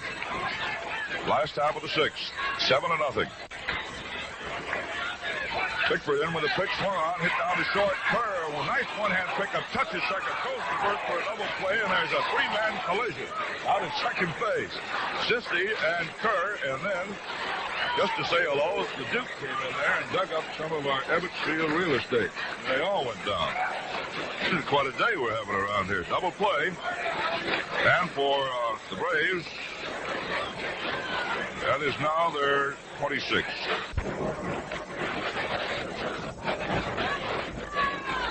Well, friends, before we get you back to the old Redhead, I'll give you a quick look at the post-serial scoreboard. The National League, New York at Philadelphia, and at the end of 7 innings, the score is 6-1 in favor of the Phillies. Kurt Simmons going.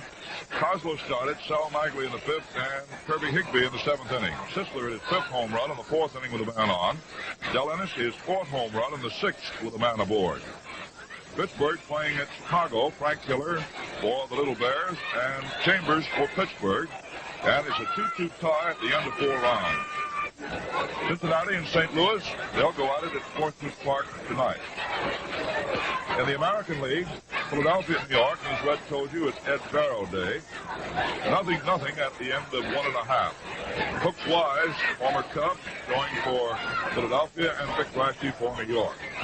Boston 4, Washington nothing at the end of 6 innings. Chicago and Cleveland. It's a 2-1 ball game in favor of the White Sox. Bobby Feller pitching and hit a home run.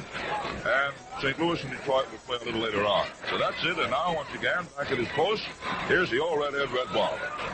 Hello, Connie. Don't you get called at the reservation here. We want to hear from you later on. 7th inning, Bob Elliott, who has a pair of singles that are 3 times up. He's sitting now at 259. Big right-hand hitter. Relief pitcher Bankhead ready to go, and it's 7-0 Boston. Curveball is in. Ball 1. Bankhead is a tall, lithe, slender fellow. He's the first Negro in the history of the major leagues to pitch. Pitched here at Brooklyn, if you recall. Then went down to Montreal. Now back again. Curve, over. Ball strike, 1-1. Johnny Antonelli is throwing down in the Boston bullpen. Just what he's throwing for remains to be seen. At any rate, he's keeping ready. Although, as far as the Dodgers are concerned, Bickford's been too rough. I feel around toward left on Bob, who pulls the ball. Hits it hard out that way. Fastball is very high. Edwards has to reach up a 10, mid on it, pull it down. 2-1. The strong wind, which has not let up, it isn't blowing in gusts, it's just constant, blows from right field into the left field corner, off from first base to third base. Bankhead, 2-1, a curve, swung on in there. 2 balls, 2 strikes. The Braves have run in the first inning, 2 runs in the third, and 4 in the fifth. The first run was a gift from Tough Sky. But the next 6, boy, had been blasted. In fact, the Braves hadn't had anybody hitting a single. It's sort of puny. Bankhead deals 2-2. Curve swung in this strike series. Taking a strikeout for Elliott. Dodgers snapped the ball around. This is the first game of the long homestand. Braves here tomorrow afternoon, 2 o'clock. Jack Collins, the business manager of the Dodgers, just situated to the post-serial box. There are 12,000 seats, all prices for tomorrow's game. 12,000 seats. 1 out from Sid Gordon. He hit a big home run earlier. Takes a fastball high inside. Ball 1. Sidney walked in the first inning and banged the 2-run home run. That was the Sugar Crisper right there in the third. Sid hitting 270. Right-hander Bankhead delivers. Curve high inside. Ball 2.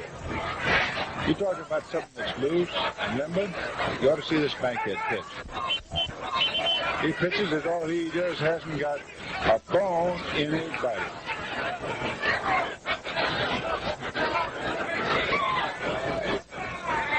And Jakes comes down 2-0, fastball high inside for ball 3. Eddie Batan, who is one of the old settlers among the rooters here at Ebbets Field, been good for us this afternoon, as usual. Down there hollering at Desmond.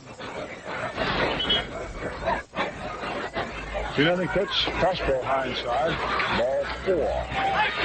Base on ball. You folks out around the country, anytime you come in this neck of the woods, you're in the sec, you look up and see if the Dodgers are home. Whereas you just haven't been to New York at all if you haven't dropped in at Ebbets Field. If you haven't seen a ball game at Brooklyn, you just haven't seen one. We got lots of fellows like Batan around here. Even though you're in a place that's jumping, never let there all day. If it's going to happen, it'll happen here. Rays, 7-0, Boston. 1 gone, Willard Marshall up. Hit triple, knocked 2 in. Off Bankhead, you recall, in the 5th inning. In fact, that's that. Will left-hand hitter swings at the fly ball going deep on the right field. Furillo at the base of the scoreboard. Makes the catch. Throws up to second base. Gordon returning to first. The wind held that up just enough to make it touchdown. Without the wind today, that ball would have been halfway up on the scoreboard. I'll say, why not? You haven't done the book in heaven. Let me tell you, the dimensions down the right field wall, 297 right down the right field line. It is 395 in the right center field corner. It is 393 in the left center field corner. It is 351 in back of left field, and in the straight down the left field power wide, it's 348. Double deck stands all the way around except for directly behind right field. That's where the famous wall is. Here's Big Walker Cooper up. Swings and misses the third. He hasn't a hit in 3 at-bats for the Braves, but he batted in the run. And in the seventh, the long fly ball. Big guy swinging from the end. Outfield around toward left. There goes Sid Gordon. Cooper swings, busts the ball down the left field corner. Over goes Shuby. He can't get it across the wall for the first hit for Cooper. And here is Gordon around third. He's coming on in scoring. It's a big double by Walker Cooper. So Southward has Gordon running. And Big Cooper hit a 3-1 pitch. Banged it off the left field wall. 348 feet away for his first hit as a Brave. So he bangs in two. Makes it now 8-0 game in favor of Boston. The first 6 runs charged the start of Joe Hatton. The next 2 to relief Mr. Bankhead. 2 men gone. Big Cooper, who's not so fast. He can swing that wood. And I think he likes to play for Southwood. Down there, second base.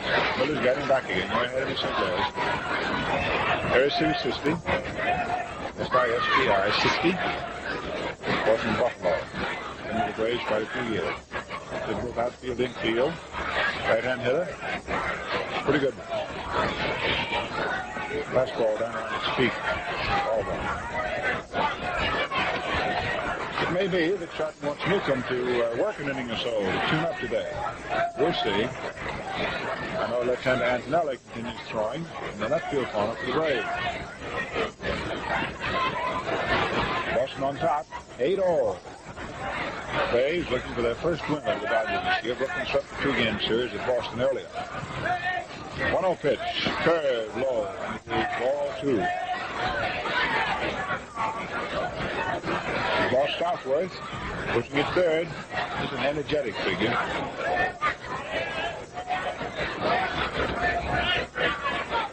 Johnny Cooney pushing at first base. Southworth has my most complete admiration. Bankett's throw. Billy has had to beat himself twice. You know, the hardest thing in the world is for a man to beat himself. He went out of the major leagues. One time, you know, he was manager with the Cardinals, but all the way down to the bottom, never start up again, Class D ball. Then he just won his own fight. He came back to be manager of the Cardinals again and won World Championships. And he went on to Boston. Pitch inside, ball 3. And if there was one thing on the face of the earth that Southworth loved that son of his. And he was a great boy. He was worth that devotion. And he had a fine war record. And then you recall, he went off a runway, landing at LaGuardia Field, and his body wasn't found for months. And Southworth, Nelly was torn apart. But he survived that. You gotta like a fellow that's strike. 3-1 pitch now to Sisti. Low, ball 4. He's the ball, base on ball. That's 3 walks given up by Bankhead. Or should we say he's looked slightly less than brilliant in his relief assignment. Of course, the testing point is, can he throw the ball at all after pulling that muscle? I'll let Desmond spell it, but they're telling me the muscle he pulled at Chicago was the supraspinatus. Try that one on your ukulele. So 1 run in, one of the first and second for Boston here in the 7th inning. 8-0 favor the Braves, who are hitterish, to put it mildly. Buddy Carr has 1 hit for 3 at-bats, the shortstop. Batting 181 for the year. Outfield slightly into left. Bankhead stops, deals, curve, one on line into right center field for a base hit. Bickford waves around third base. And let's see, Sister comes into third and Shaw holds the first for the ringing single. Second run of the inning on the ninth of the game, and all for the Braves. So Carl hits a line single out of the right center field. One batted in to him. Sister around the third. And the Braves continue on the warfare. We've got a little scalping party here in Flatbush. Hodges over to mound, talking to Bankhead. Pitcher Vern Bickford, who hasn't won a game this year, is sort of edging into the catbird seat, I would think, wouldn't you? He's had it himself, and his teammates have gotten him 9 runs. But at Christmas time on the 13th of May, Bankhead working for the third out, man at first and third, pitches high inside at the Bickford has to get back out of the way.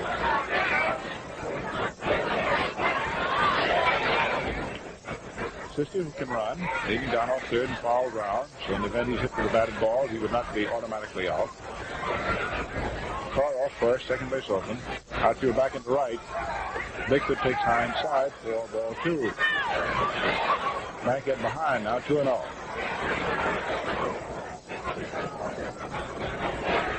Seventh man to come up here in the 7th inning. Braves out in front 9-0. 6 runs off Hatton, 3 off Bankhead. Fastball over for a called strike. Preacher Rowe is going down to the Brooklyn bullpen, I guess to carry some instructions. He's not taking a glove with him. He's going down and is talking to Newcomb. Newcomb and Erskine both throwing. Pitch over for striking 2-2. Rowe still talking with Newcomb. He ran down there too. Apparently he was under orders. We got to get a station break here as soon as we can. It's long, upper half of the 7th inning. But if you think it's long, how long do you think Bankhead thinks it is?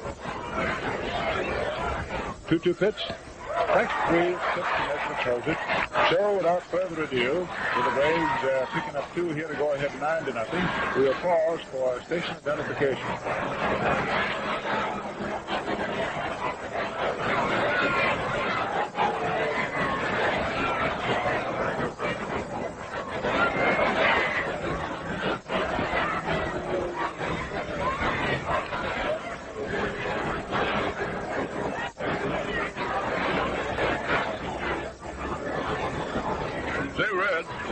Connie? I got a little riddle here, and see if you can come up with a right answer. Tell me, how quick is quick? Oh, how about a fella knocking off his first bowl of Sugar Crisp? Is that quick enough? Give that man a case of Sugar Crisp. Yes, friends? It's a fact. You'll sail right through that first bowl of Sugar Crisp once you discover how doggone good it is. Now, this exciting new Post cereal is fun to eat. It's wholesome puffed wheat with a delicious sugar and honey coating.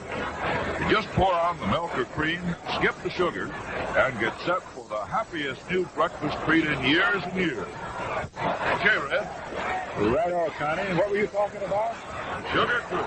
Yes, sir. Sugar Crisp. Carl Furillo, first up, last of the 7th. Takes the pitch in for a call strike. Quick for the right-hander for the Braves. Pitches, the call hits system foul up by third base. Close to the stand. Elliott's getting over. Close. He's got it.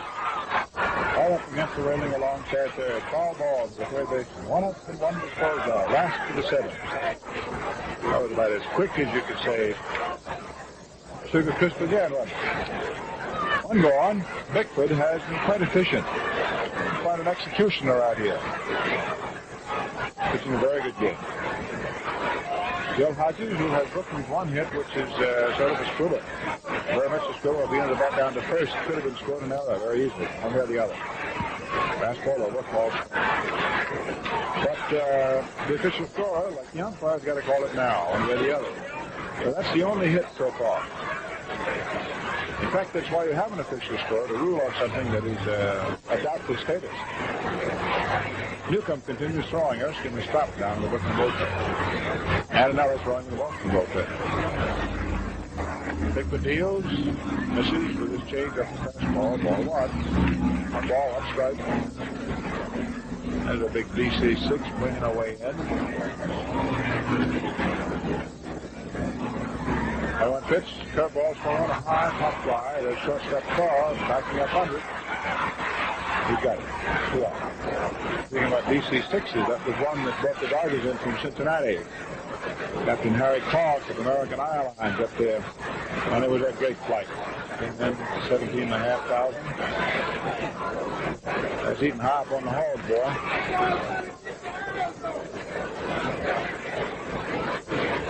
Two down, last to the 7th. Then Billy Cox takes a change up over for a called strike.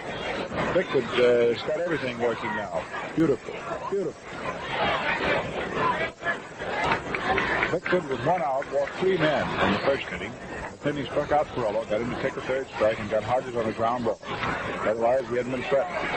Cox hits a grounding ball past the mound, out 10 in the center field for a base hit. This is hit number 2, and if nothing else, would take any sting away from that little split hit of Hodges in the 4th inning. Naturally, you get along this far, people are going to say, well, it'd be a shame if the guy is really going for one of those no-hitters if he just don't get any squibber in there. But that matter is now settled. That's a clean single for Cox at the center. Hit number 2 off Bickford. 9-0 favor the Rays, and the batter is Bruce Edwards. After around to the left, Cox off first. Edwards takes a fastball low. 0-1. Dean Hermansky has walked out on deck, apparently to hit for Bankhead if Edwards can save him a life. And Newcomb is the only pitcher working in the Brooklyn bullpen. So adding up, we're all going down to talk to Newcomb just now, etc. Erskine stopping his work, and Newcomb continuing his. Apparently you feel that manager Shop would like to see Newcomb get an inning or so tuned today.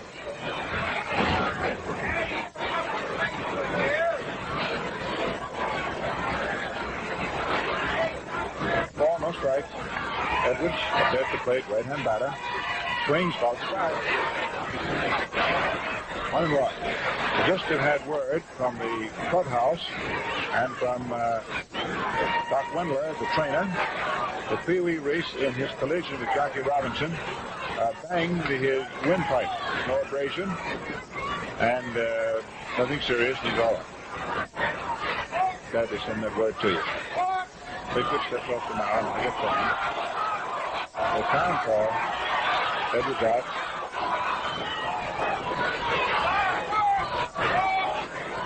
Bickford set. Delivers. Edwards takes hindsight. Ball 2. Speaking of news that we're very happy to tell you about, we're glad to find out today that John L. Smith of the Brooklyn official family, who had a serious operation some 10 weeks ago, is feeling increasingly better. Now that good weather is coming, on occasion he's out in Prospect Park and around, getting the sunshine. 2-1 pitch, swung on, fouled up. Of course, you know that's grand news about a grand person. Smith, of course, is known wherever there are doctors and chemists as one of the outstanding contributors to such fields as development of penicillin,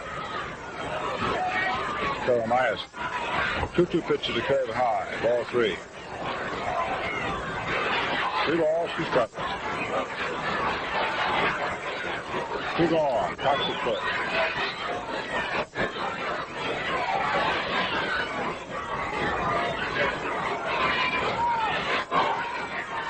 Braves see tomorrow, 12,000 feet, all prices. The 3-2 pitch, Cox goes, of course, and it is ball 4 Edwards. Bickford now has 2 on. The first walk that he has had to surrender since the 3 back-to-back in the first inning, and Gene Hermansky is hitting for Dan Bankhead. Bankhead, who has pitched the last 3 innings, has given up the last 3 runs.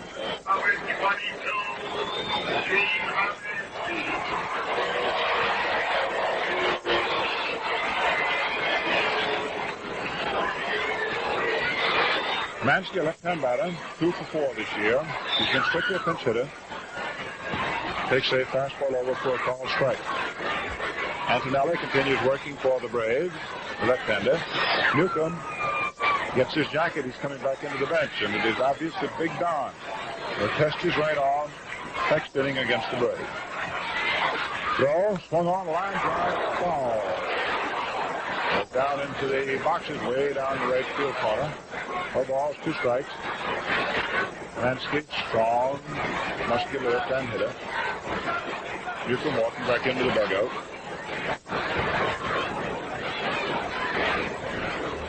Joe Hatton started for Brooklyn and was jawed loose. A home run by Gordon in the 3rd and a home run by Jethro in the 5th.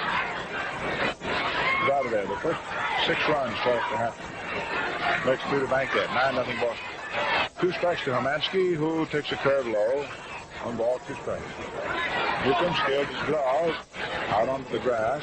Distant foul ground halfway between the plate and first base. So he's the next pitcher. Hermansky's hitting for Bankhead. Donion's been home resting that bad arm of his all the past week. Another ball high outside to Hermansky. 2-2. Phase 9, Dodgers nothing, and the Dodgers, of course, trying to rally, recoup, reform, and in other words, get back into the ball game.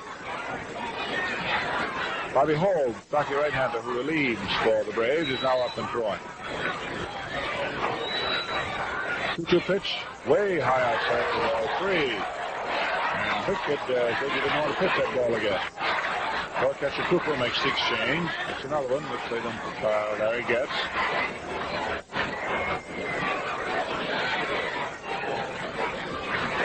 Johnny Jorgensen is going over to the Brooklyn bat rack. Eddie Mixes scheduled to hit next if Hermansky gets on. Mixes a right-hand batter. And as Connie pointed out to you when Mixes took over in the ball game for Reese, that Mixes is primarily noted for his ability with a glove. All right, Carl Furillo is happy to send you another big one from Brooklyn. Runners go. The 3-2 pitches. Ball 4. Hermansky walks. The right field ball once again loaded.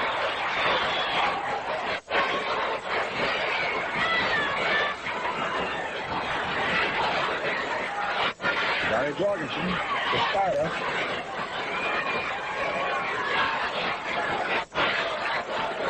Coming on the hit for the 3rd baseman, Mixes. Here in the 7th inning. There's it out.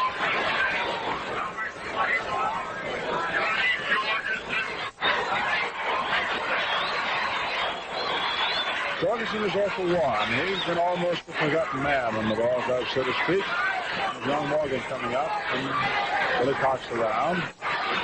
He's never lost his ability to smile while he's been grinding out these tough days.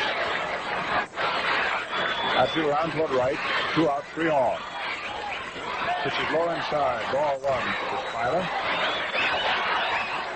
I don't think he weighs 140 pounds. But he has great timing. Open stance, left-hand hitter. Cox off 3rd. Edwards off 2nd. Hermansky off 1st. It's a ball strike. Bob Chipman, the left-hander, gets up. Antonelli gets out of there. Antonelli was probably just throwing and shooting south. Bobby Holt, the right-hander, and Chipman, the left-hander, both working in the bullpen for the Braves in the event that Bickford has lost his touch.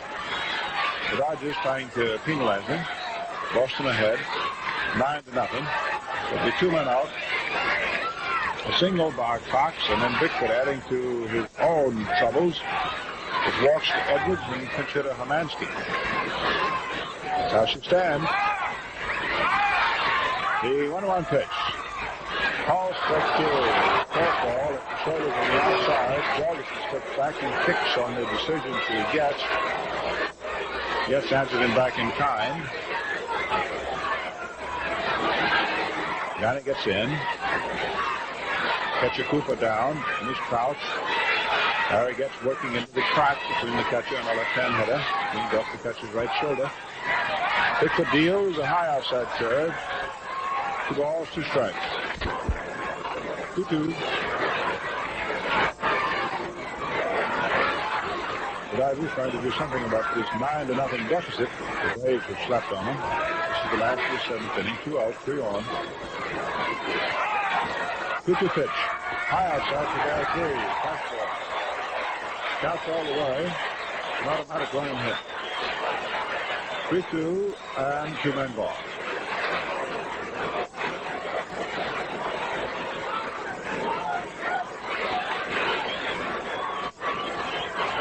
Torgeson shoulders that stick now on his left shoulder. Now starts to pump it. Backs out of there. Bickford taking a little time for him. Paid crowd, 19,488. And they're hooping and hollering here at Brooklyn. Boy, this ballpark is always alive. Runners go.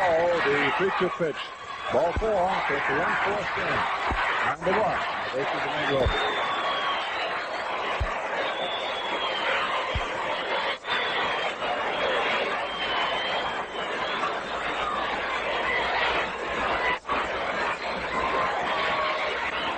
Billy Southwaite runs out to the mound. First time he's gone out there today. He is staying with Bickford, leading him in. So Bickford runs his shutout and his hopes for collecting a case of Sugar Crisp for such a feat. He's walked 3 straight men, following a single, to a run at home. The batter is George Scuba. It's a 9-1 ball game, and the first run the Dodgers have scored now in 20 innings. It was forced upon them. Outfield toward right on Scuba, left-hand hitter. Swings at a ground ball to the right side. Sisti has to get away from him. It's an error, and all hands are safe, and another run in. It's an error at short. The bases remain loaded, and run number 2 is in.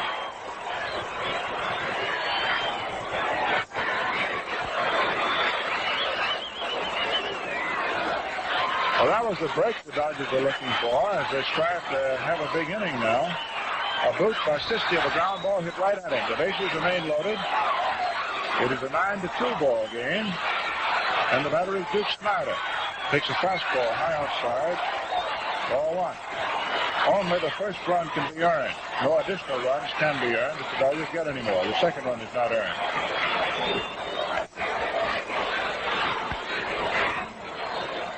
Third umpire Getz inspecting the ball. Bases remain up for the full Brooklyns. The Braves 9 and the Dodgers 2. A single with 2 out, 3 bases on balls, an error at second base. We had 2 runs in, 3 on. Snyder up there, 1-0. Swings and busts the ball out into right field. A line drive right at Willard Marshall, who grabbed it for the out. Field, put in drive. 2 runs, 1 hit, 1 error, 3 left. End of 7 innings, 9 runs. They're all earned on 10 hits and 1 error for the Braves. 2 runs, the first one earned, 2 hits. And for Brooklyn, no errors.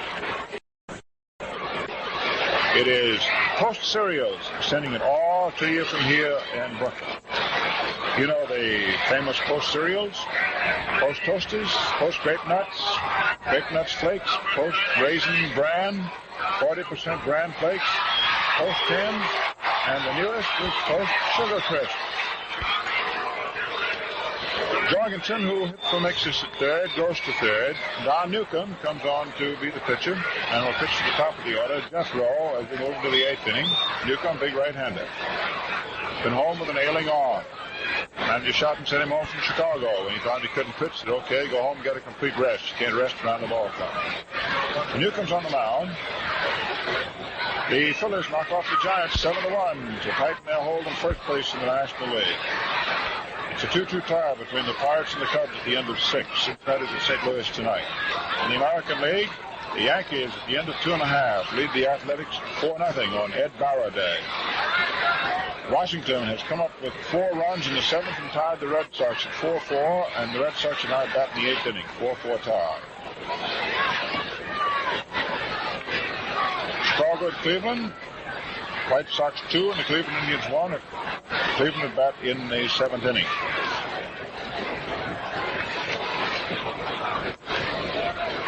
Newcomb's got a couple more pitches to throw. So what do you say that we pause briefly for station identification?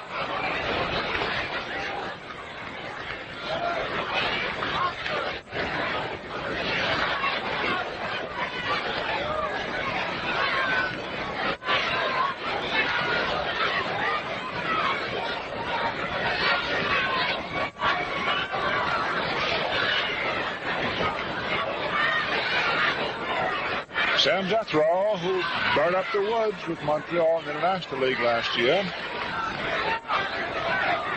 Switch hitter, batting left-handed. Sam, of course, is the first Negro player in the history of the Braves. Boy, he's been some ball player for him. Most hits in the league, 33. 5 of them, home runs. Swings at a high foul ball. Bruce Edwards, the catcher, coming back. He's under it. He's got it. Jethro firing out. One gone, beginning of the 8th. Rook in infield is now Hodges at first base. Robinson at second. Billy Cox is playing short, and the third baseman is Johnny Torgeson. First time Johnny's been able to wear a glove this year in a game. Earl Torgeson, 1 hit for 3 at-bats. Swings and hits a ground ball slowly towards second. Robinson's up, close to first, just in time. Torgeson is out. This baseman Carl Furillo giving it the thumb. Nice play by Robbie.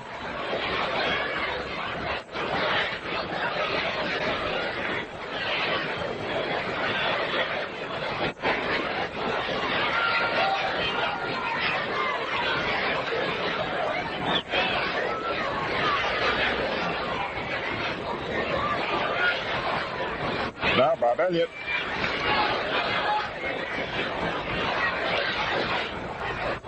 Big third baseman has 2 line singles that are 4 times up. Right-handed Newcomb kicks, throws, fastball inside. Newcomb is fast. If he's ready to pitch again, some of the Brooklyn pitching problems may be solved. After all, you don't go very far when your ace is not even with you. Back home resting his arm. The Braves here tomorrow, 12,000 seats, all prices. Throw, swung on a ground ball down to third. Torgeson up with it. Fires over to first base in time. Elliott retired, and Newcomb puts the side down 1, 2, 3, which in itself is encouraging.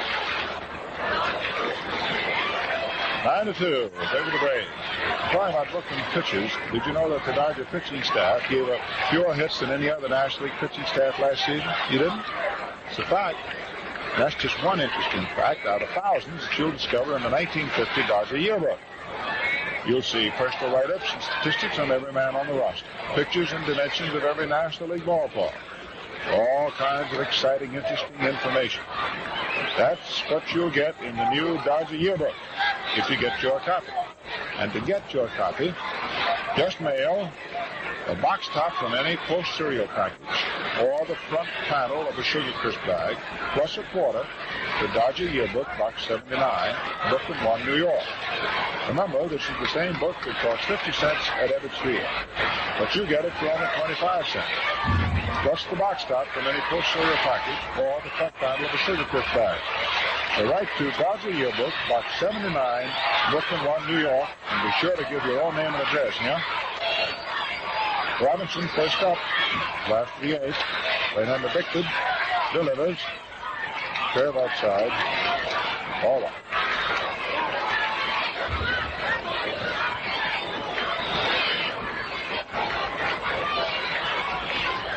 (9-2) Boston. Bickford with a 7-run lead delivers. Robinson hits the deep short. Carr is up. The shortstop throw is in time, and Robbie is out by a step. 1 up, 1 away. After the 8th. Carl Furillo was involved in a very pivotal turn of the game when in the first inning, with the Braves leading 1-0, Bickford with 1 out walked 3 straight Dodgers. Then he induced Furillo to look at a 3rd strike. Carl swings. There's a high foul ball. There's catcher Walker Cooper coming back, getting under it, and takes it. He accepts it easily for out number 2. Who are gone last of the 8th. Hodges, who has 1 hit An infield stretch single. Dodgers have only 2 hits. Hodges batting .311. Wind continues blowing out toward left. Fine crowd. Lots of sunshine here at Ebbets Field. Curve over. Call strike. Billy Lowe's, boy from Queens, out here on Long Island, warming up for the Dodgers. Cut a ball in under the chin, 1-1. Lowe's is a bonus player and has to be in Brooklyn this year. Most of the Dodgers wish to take their chances of losing him at waivers. 1-1 pitch, swung on, foul back. 1-2. Newcomb pitched a very good inning. He showed manager Hatton something. Needed just a little work, a little tuning up.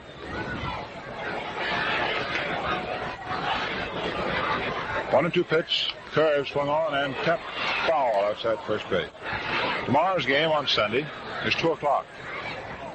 For those of you out and around the country listening in on our coast-to-coast broadcast, in addition to our local one here in New York, there is a New York State Sunday law that no athletic event, it's a baseball game, not any athletic event, cannot start before 2 o'clock on Sunday afternoon. 1-2 pitch, curve swung on and hit high on the short to right center field. Second baseman Sister back under it, and he's got it. So the Dodgers go down routinely enough, or the Docile in fact, 1-2-3, last 3-8, and Bickford regained his mastery. So at the end of 8, it is 9-2 in favor of the Braves. In the American League, at the end of 3 innings, it's the Yankees 5 and the Athletics nothing. The Yankees, Barber and Brown have hit home runs.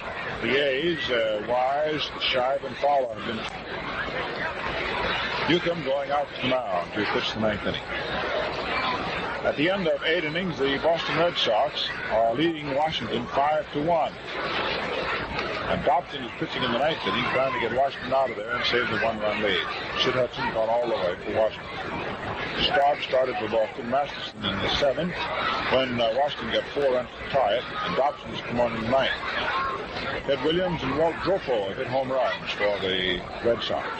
At the end of 7 innings, it's a 2-2 tie between the Chicago White Sox and the Cleveland Indians. Kane pitching for Chicago. Feller went the first 7 innings and hit a home run for Cleveland, and Flores is pitching in the 8th. For the Browns of Detroit, Barber will go for the Brownies and Trucks for the Tigers. Final score in the National League. The Phillies up there in first place, 7 runs, 7 hits and no errors behind Kurt Simmons, his 4th win against 1 setback. For the Giants, a run, only 3 hits off Simmons, no errors. Carslow, Magley, and Higbee from New York, and Carslow, the starter, was the loser. At the end of 6.5 innings, a 2-2 tie between the Pirates and the Cubs. And the Reds pitch into us tonight, and that's that. You're 9-2. Braves leading here at Brooklyn, and Sid Gordon up. And Newcomb pitches him high for ball 1. Gordon has 1 hit, 2 official at bats. There's 2 walks. Strong, stocky right-hand hitter. Takes high inside, ball 2. Sid hitting 270.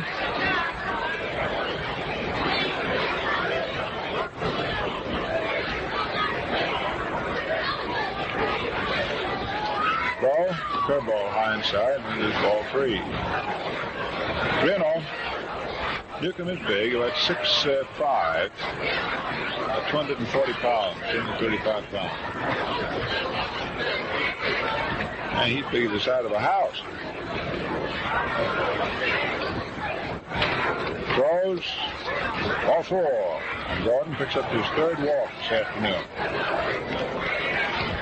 The Braves now had a half a dozen free passes given to them, and Bickford has walked 6 of the Dodgers. The odd thing about Bickford is he's been wild in 2 spurts. He walked 3 straight in the 1st inning and 3 straight again in the 7th.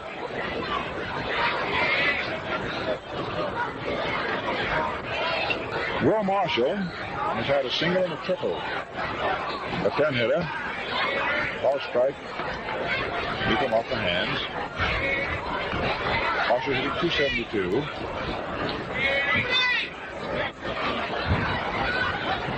Outfield red right.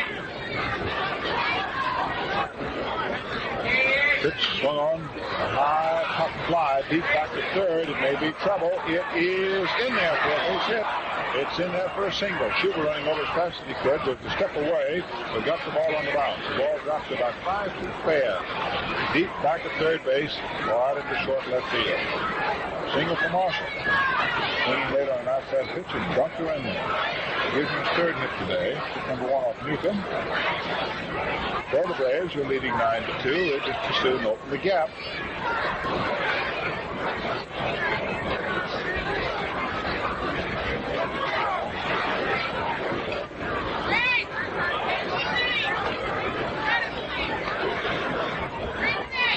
Big Cooper, the catcher, up. Puts a curve inside. Walk Cooper. 1 for 4.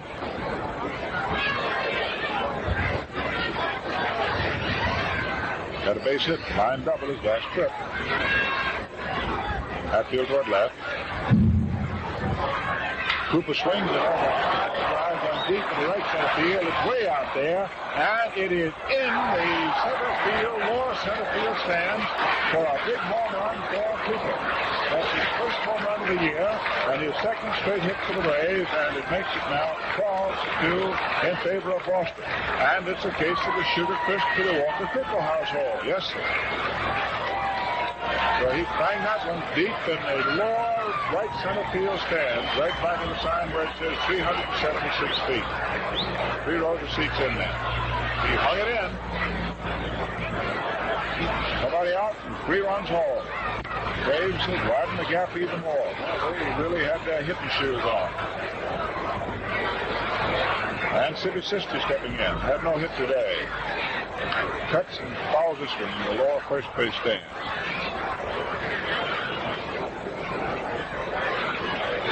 Newcomb was really jarred. His home run hurt you.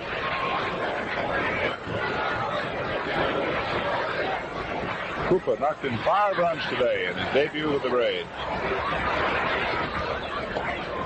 Fastball over, 4 balls, second strike.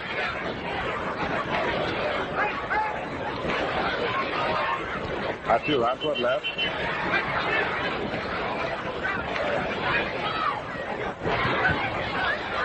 Throw, swung on and missed. Curveball. Strike 3. So Sibby has had a rather rough afternoon. He struck out twice. He's gone 0 for 4. Got on once for the walk, and he's made an error. Buddy Carr has 2 hits for 4 at bats. Locked in a run. Was in the 190s, struggling to get that average up to above 200. Comes back to pitch in to Meade. Ball 1. Billy Lowe's continues throwing down the Brooklyn bullpen. For Boston, a big Cooper really putting a big one in the center field stands. 12, the Dodgers 2. Ball strike on the outside. 1-1. Imagine Southworth now is very pleased to have this big Cooper with him. Got that ball that day and catching. They traded him a couple days ago for Ryan. Curve, one side, ball 2. 2 balls, 1 strike. And Newcomb, who went along swimmingly in the 8th inning, got wet in the 9th.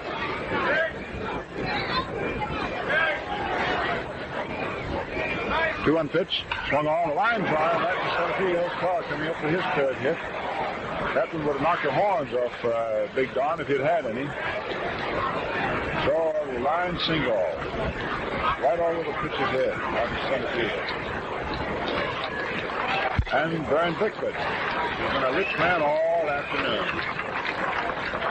He's been on the sunny side of the street. Yes, sir. Going after his year's first win. He's got a 10-run lead now here in the 9th inning. Dodgers looking for the bunt. He tries it, misses. Why would you have to pitch a bunt with one out and a man on first in the ninth? Well, because he might go out and not move the man from first, so he might waste him. Or he might, if you allow him to swing, hit into a double play, even worse. If you bunt him, if you get something out of the out. There's a bunt. Newcomb off the mound fields it. Throw goes to first base. Bickford is out, a sacrifice.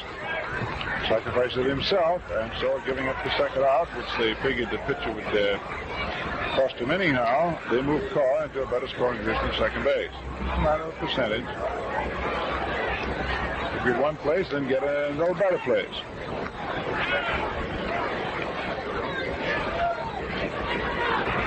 Sam Jethro has one hit, home run. That in the fifth inning. Switch hitter batting left-handed. Hitting at .344. He's a rookie, of course. Montreal last year. Swings and has a high foul into the third base stand. A ball, one strike. Jethro's extremely quick. He's a very slender fella. Looks almost bony. Well, he can run. And in running, he makes it look easy. There's a lot of talk about the league about who can outrun the other in 100 yards, Jethro or Bobby Thompson of the New York Giants. Jethro swings all the way around. The ball's 2 strikes. 2 gone. Guard second. 12-2. Favor the Braves. A lot of people think that Jethro is the fastest fellow in spike shoes. Leo DeRocha and the Giants, they say that Bobby Thompson can outrun anybody in baseball at 100 yards. Someday they may match it. I want to see it.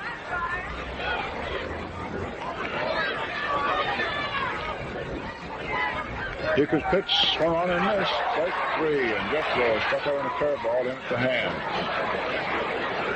3 runs, Big Cooper following a walk and a single, but blasting one. 3 hits, 1 man left.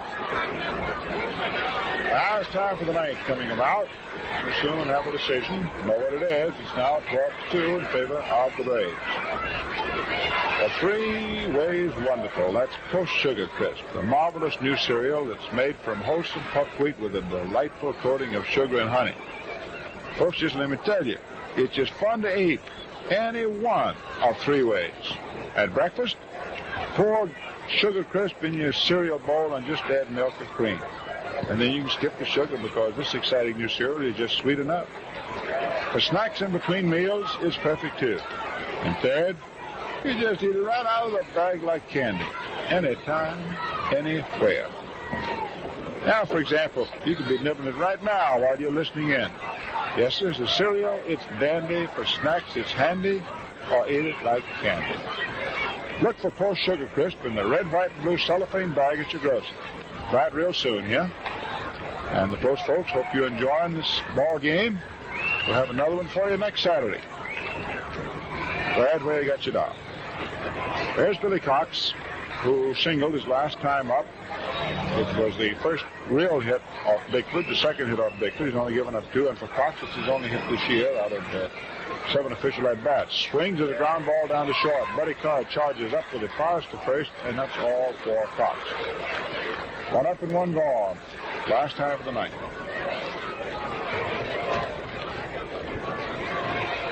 Bruce Edwards marching up there with the lumber, and Jim Russell, who came to the Dodgers from the Braves, is going over to the bat rack, apparently to hit for Newcomb.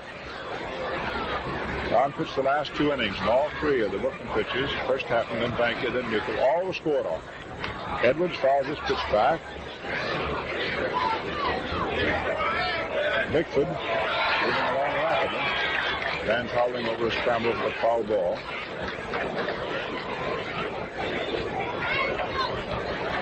Right-hander deals. There's a high foul close to the first base stand. Still close and back in amongst the customers.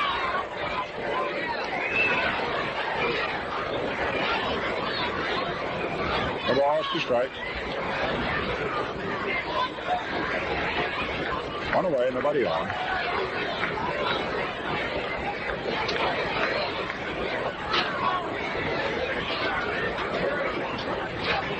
Tomorrow's game, 2 o'clock. 12,000 seats of all prices available. Pitch is swung on, grounded down to short, Carr up with it. Throw to first.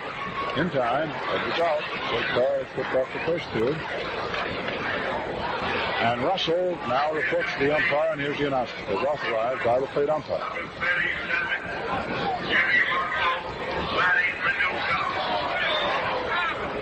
You know, if you give the umpire the wrong player, you got to get that player and get him up there. And that happened in the World Series of 36.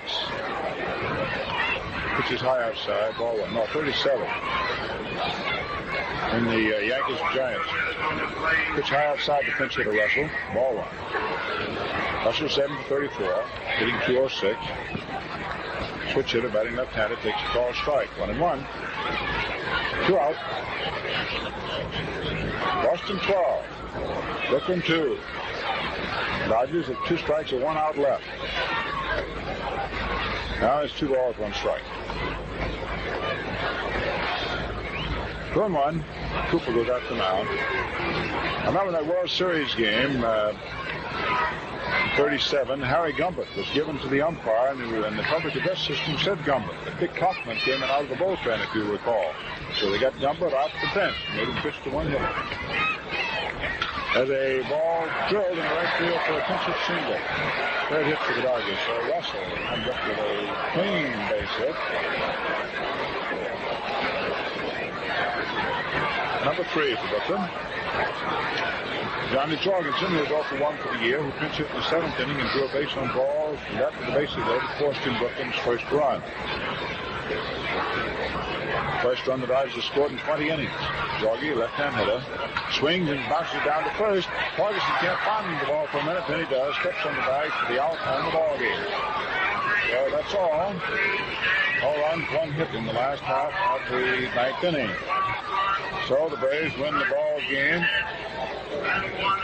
with 12 runs, 13 hits in there on the Dodgers, 2 runs, 3 hits, and for Brooklyn, no error. So that's some other scores in a second.